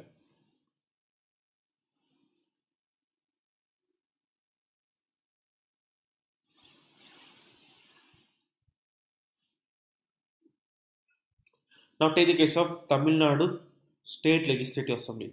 Now in Tamil Nadu State Legislative Assembly, the number of seats in State Legislative Assembly of Tamil Nadu is 234. So for a party to get majority, they should secure at least 118 votes in the elections. Clear? Now, if there are around if one political party, say for example AIADMK, they have got only 100 seats. They got only 100 seats, but DMK they got only 70 seats. Yeah. Now, clearly, since no party has majority, they have to form an alliance with other political parties. Now, ADMK they can form alliance with independent parties. Yeah, they can form alliance with independent members. They can form alliance with independent members. These independent members they can pledge their support to ADMK. Is it clear? But they cannot join ADMK. There's a difference here. Lending support to ADMK and joining ADMK, there is a difference. These independent members they are allowed to lend their support to ADMK, but they are not allowed to join ADMK. Do you understand the difference here? Okay, so this is the disqualification with respect to different members of the house, elected member, nominated member, as well as independent members. Now, excuse me here.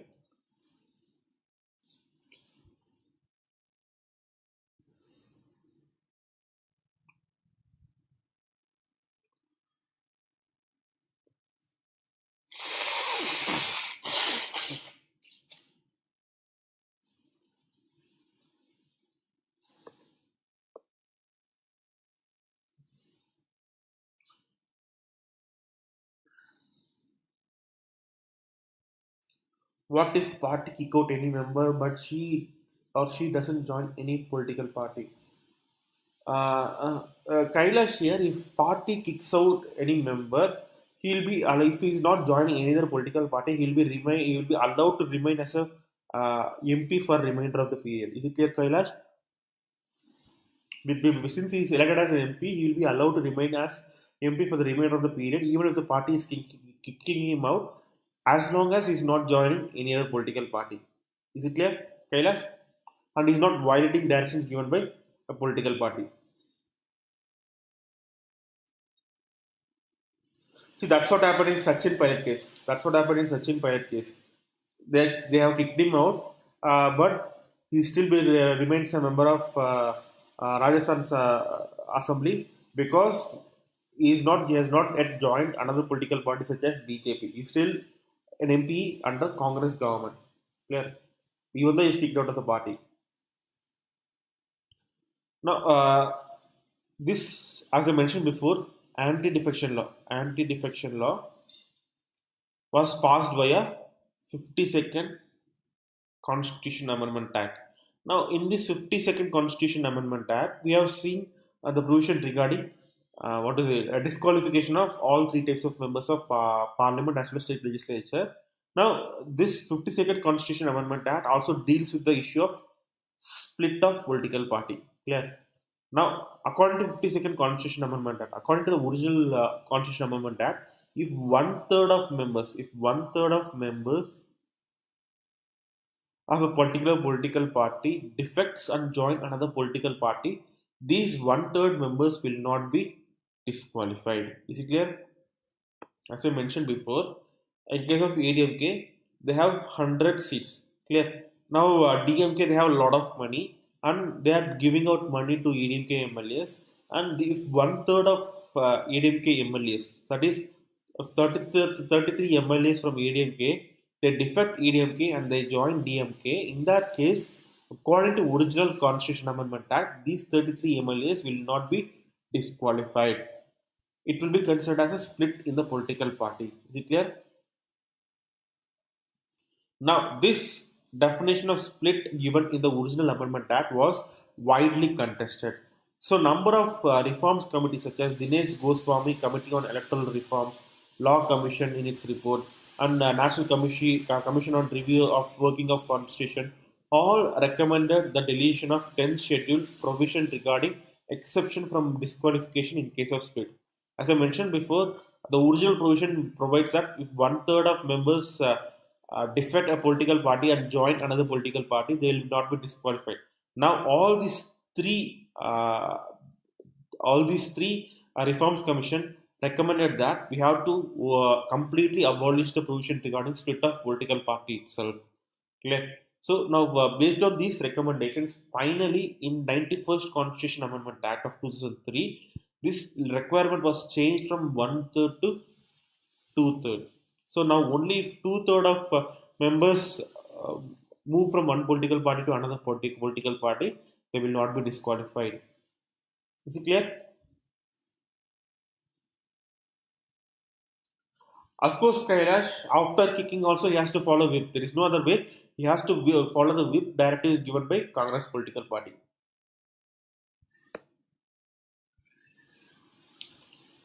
Now, so far we have seen regarding the issues of what are the types of disqualifications meted out under 10th schedule and what happens during split, all those things. Now, the person who decides the disqualification with regards to the 10th schedule is speaker. Clear? As I mentioned before, as I mentioned in the first slide itself, in Article 102, there are three ways based on which a person can be disqualified. First one is grounds mentioned in Article 102. The next one is 10th schedule, and last one is based on law passed by the Parliament. Now, for the first and third grounds, that is regards to grounds mentioned in Article 102, these MPs and MLAs will be disqualified by either President or Governor. Similar for law passed by the Parliament, they will be disqualified by President. But for only 10th schedule, these MPs will be disqualified by Speaker. Is it clear? For other two provisions for their disqualification, President is authority who disqualifies them. For anti-defection law, a Speaker will disqualify them. Now, what are the powers of Speaker? See, the decision of anti-defection law operates independently from House. Clear? So, if Speaker, if he takes any decision, clear? If he takes any decision, those decisions will be based on decisions taken or resolutions passed by the House. Most of the decisions taken by Speaker are based on the resolutions or decisions taken by the House. But in case of anti-defection law, the power of Speaker with regards to disqualification of MPs is independent to that of House. So the decision of Speaker under paragraph 6 clause 1 of 10th schedule is not the decision of the House, nor it is subject to approval of the House, and decision operates independently from the functioning of the House. Yeah. Whenever the issue of disqualification comes up, Speaker becomes an independent body. Yeah. Now, the Speaker Chairman is also a quasi-judicial authority. Yeah. Now, the Speaker under 10th schedule will be given judicial powers. Judicial powers. So, Speaker will act as a tribunal with regards to dealing with cases such as anti-defection law. Is it clear? Speaker will be given with judicial power. Now, since he is given with judicial power, he will act as a tribunal to deal with the issue of disqualification. Speaker or chairman acting under paragraph 6 clause 1 of 10th schedule is a tribunal. So, Speaker is a quasi-judicial authority who is required to take decision within a reasonable time. Now, since Speaker is given with judicial power, any award any award or judgment given by speaker is binding on the house. Is it clear? Since the speaker is given judicial power, any award or judgment given by speaker is binding on the house. If the speaker decides that this person is disqualified, he is disqualified. Clear? And not only it is binding, it is also final. Now, what is the word of meaning? Word of this meaning final? Meaning that this award cannot be challenged in this award cannot be challenged in Supreme Court. Is it clear?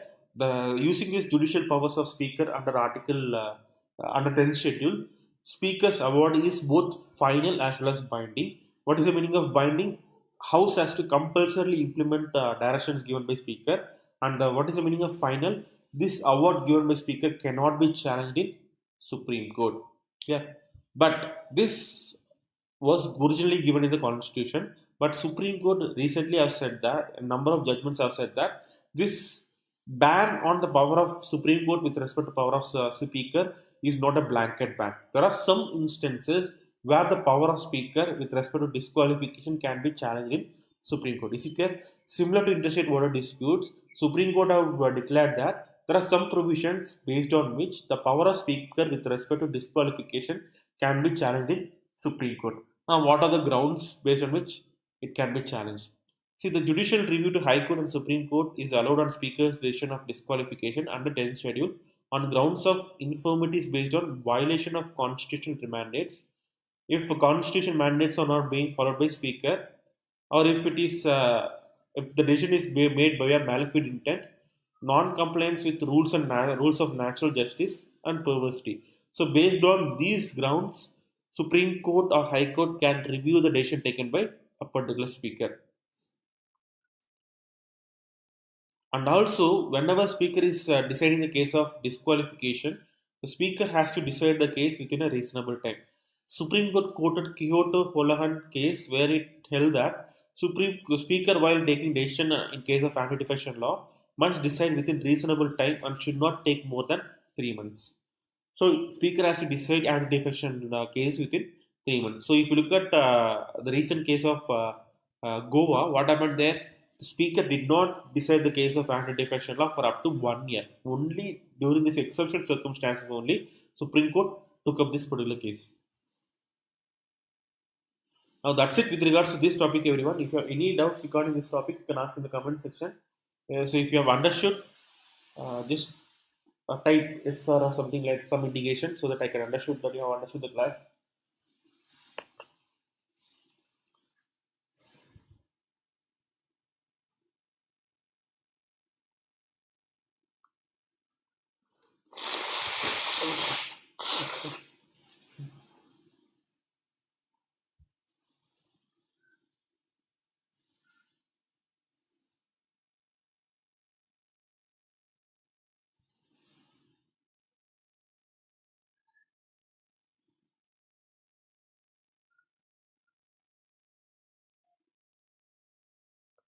Okay, Kailash.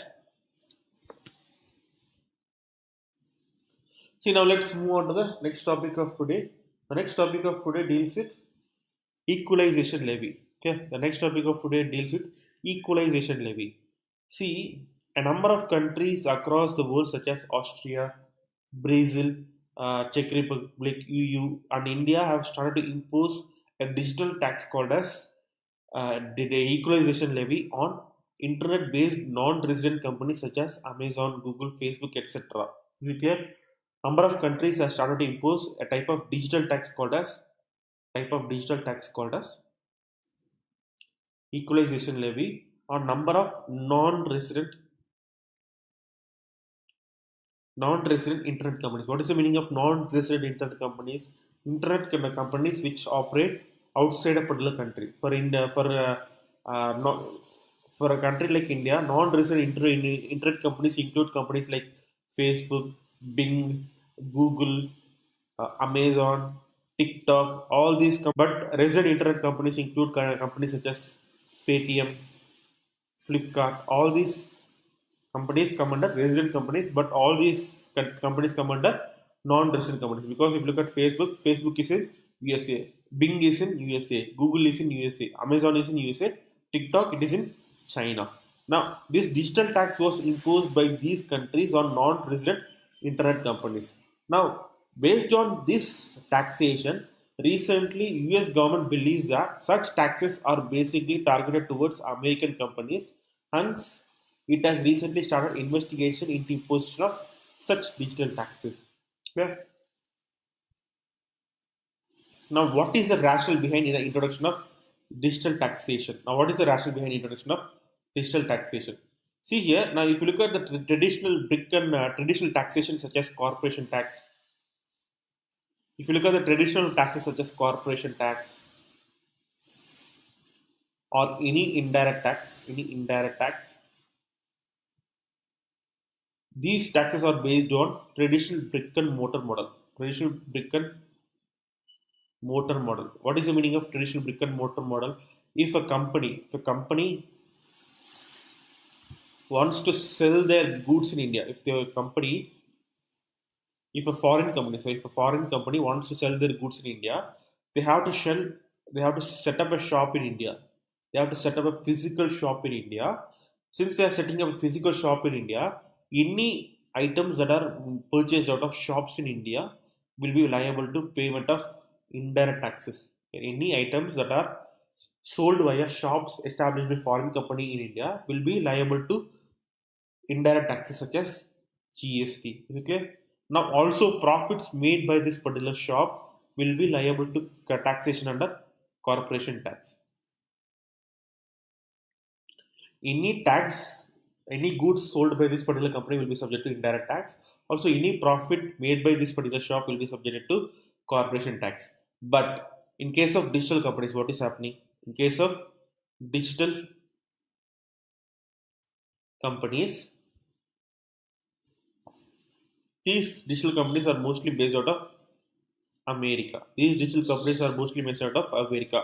Now, this person A who resides in India, if this person A who resides in India is buying ads from Google. For buying these ads, he's paying a payment of around 1 lakh rupees. Now, this digital companies in America, this 10 lakh rupee before 2016 was not subject to any taxation. Was not subject to any taxation. Why? Because Google does not have their presence in India. Google has a presence in America. So this 10 lakhs will be subject to American taxation, not based on Indian tax system. To solve this inherent problem, India started to impose equalization tax called as equalization levy on these types of purchases. Clear? India started to impose 6% levy on these type of purchases to non-resident digital companies. Clear everyone? So that's what they have mentioned here. The existing tax norms have been framed keeping in mind the brick and mortar business models. However, these norms are not suitable to regulate online services. With rapid advancements in the field of big data, artificial intelligence, the digital companies have been able to harness the user generated data, enabling them to earn huge revenues to digital advertisements. In spite of the fact that these companies earn revenue by harnessing the data generated in a particular country, these companies are not obliged to pay adequate taxes in the source country. Clear? Now, why is this person A purchasing ads from Google? Because Google has some digital information regarding the people on India. Clear? It has collected so much information on the spending habits and their browsing habits and Indian people. Now, based on their spending habits and their browsing habits only, Google is displaying ads. Since this data belongs to Indian people only, this company Google should also be subject to payment of tax. But based on traditional tax models, Google will not pay any taxes. So to solve this inherent problem, equalization levy was introduced. Hence, equalization levy has been introduced in Union Budget of 2016 in order to bring such internet-based companies within the ambit of taxation.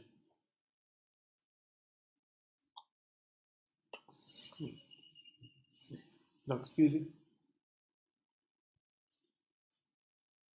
Of course, Kailash also known as Google tax. You're absolutely correct.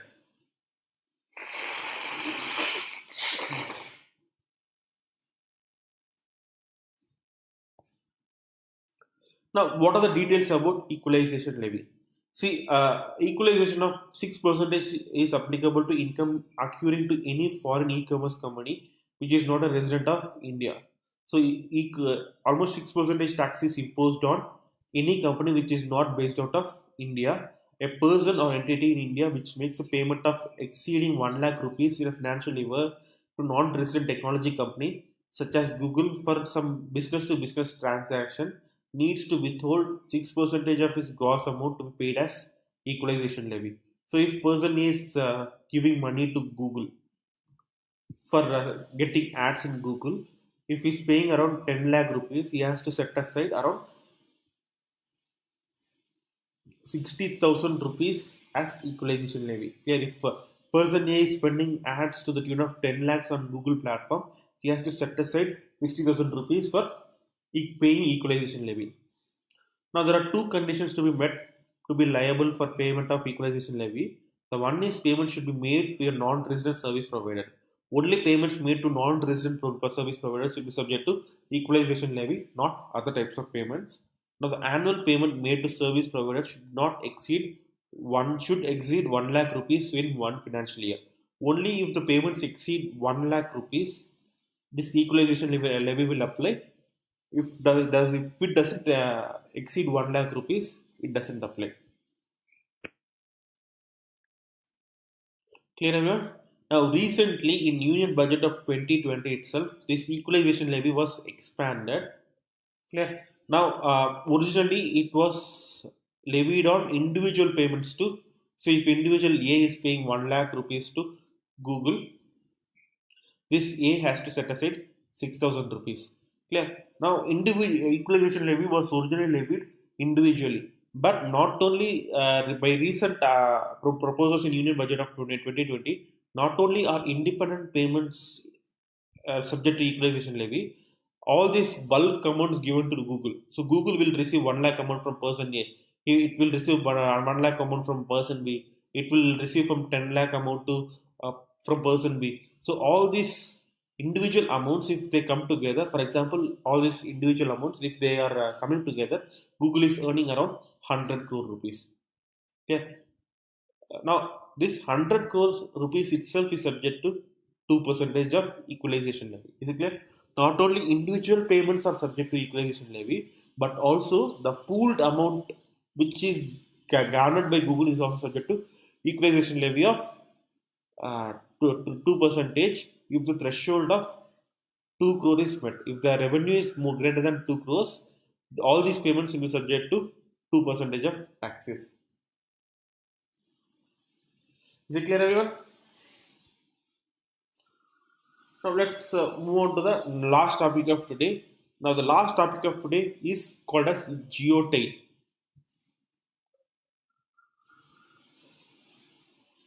The last topic of today is called as geotail. Now recently an instrument on Chandrayaan-2 called as class Chandrayaan-2 Large Area Soft X-ray Spectrometer has detected charged particles present on the moon soil during orbiter's passage through geotail. So what does it say is that this is Earth, right? This is Earth. This is lunar orbit. Yeah.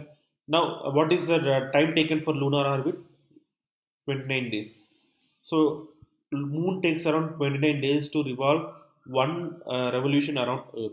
Now, during this 29 days, there is a particular period in this 29 days called as geotail period.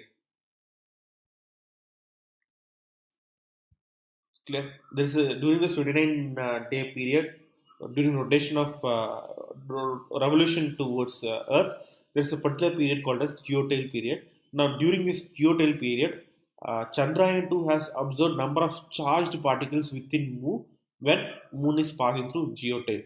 Now, first, what is this geotail? See here, if this is Sun, let's move on to the next slide here. If this is Sun emits solar winds. Is it clear? Sun emits solar winds, but these solar winds cannot penetrate Earth's atmosphere because of Earth's magnetic sphere. Earth has a magnetic field of its own. Because of this Earth's magnetic field, solar winds cannot penetrate Earth's atmosphere, so they will be deflected. Clear? They will be deflected. They cannot penetrate Earth's atmosphere. Since they cannot enter Earth's atmosphere, there is a region behind Earth's shadow. There is a region behind Earth's shadow called as geotail, where there is no presence of.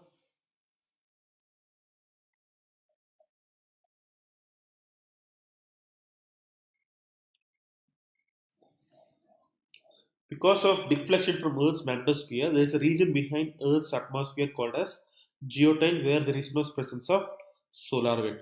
Now, Moon passes through this geotail period up, for up to 6 days. Clear?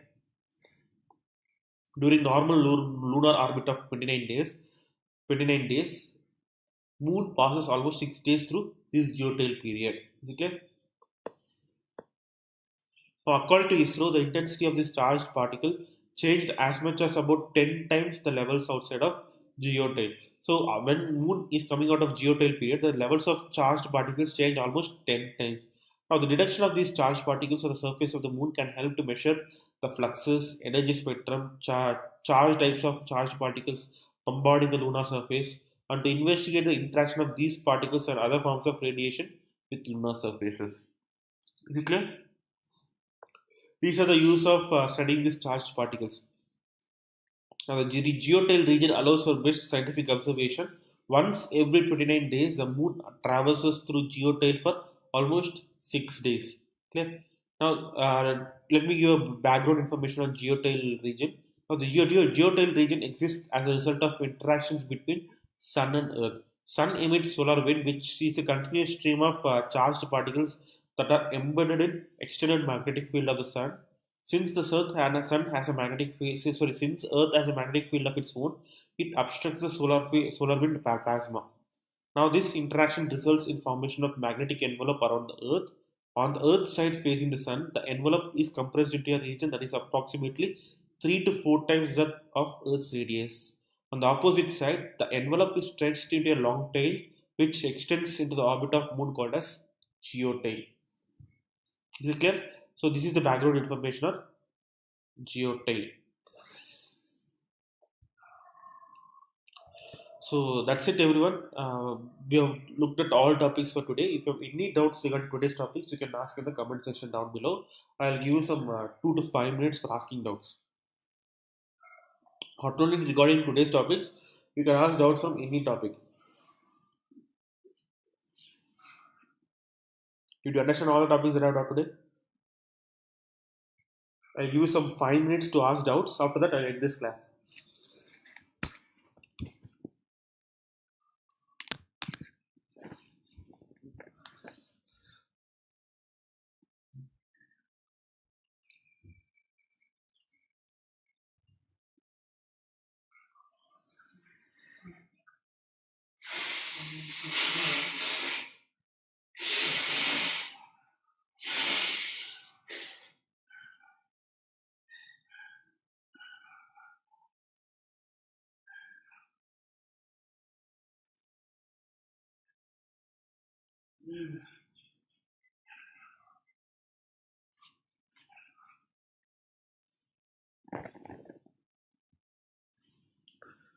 Okay, Ganga has understood the class.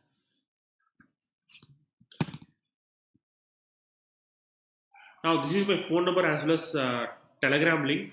If you have any doubts regarding the topics as well as any doubts regarding politics subject, you can contact me via this number. You're welcome, Ganga. Tomorrow at 9:30, next class is there, Ganga. Tomorrow exactly at 9:30, I have next class scheduled. So come tomorrow at 9:30, Ganga. I'll take another topic on current affairs.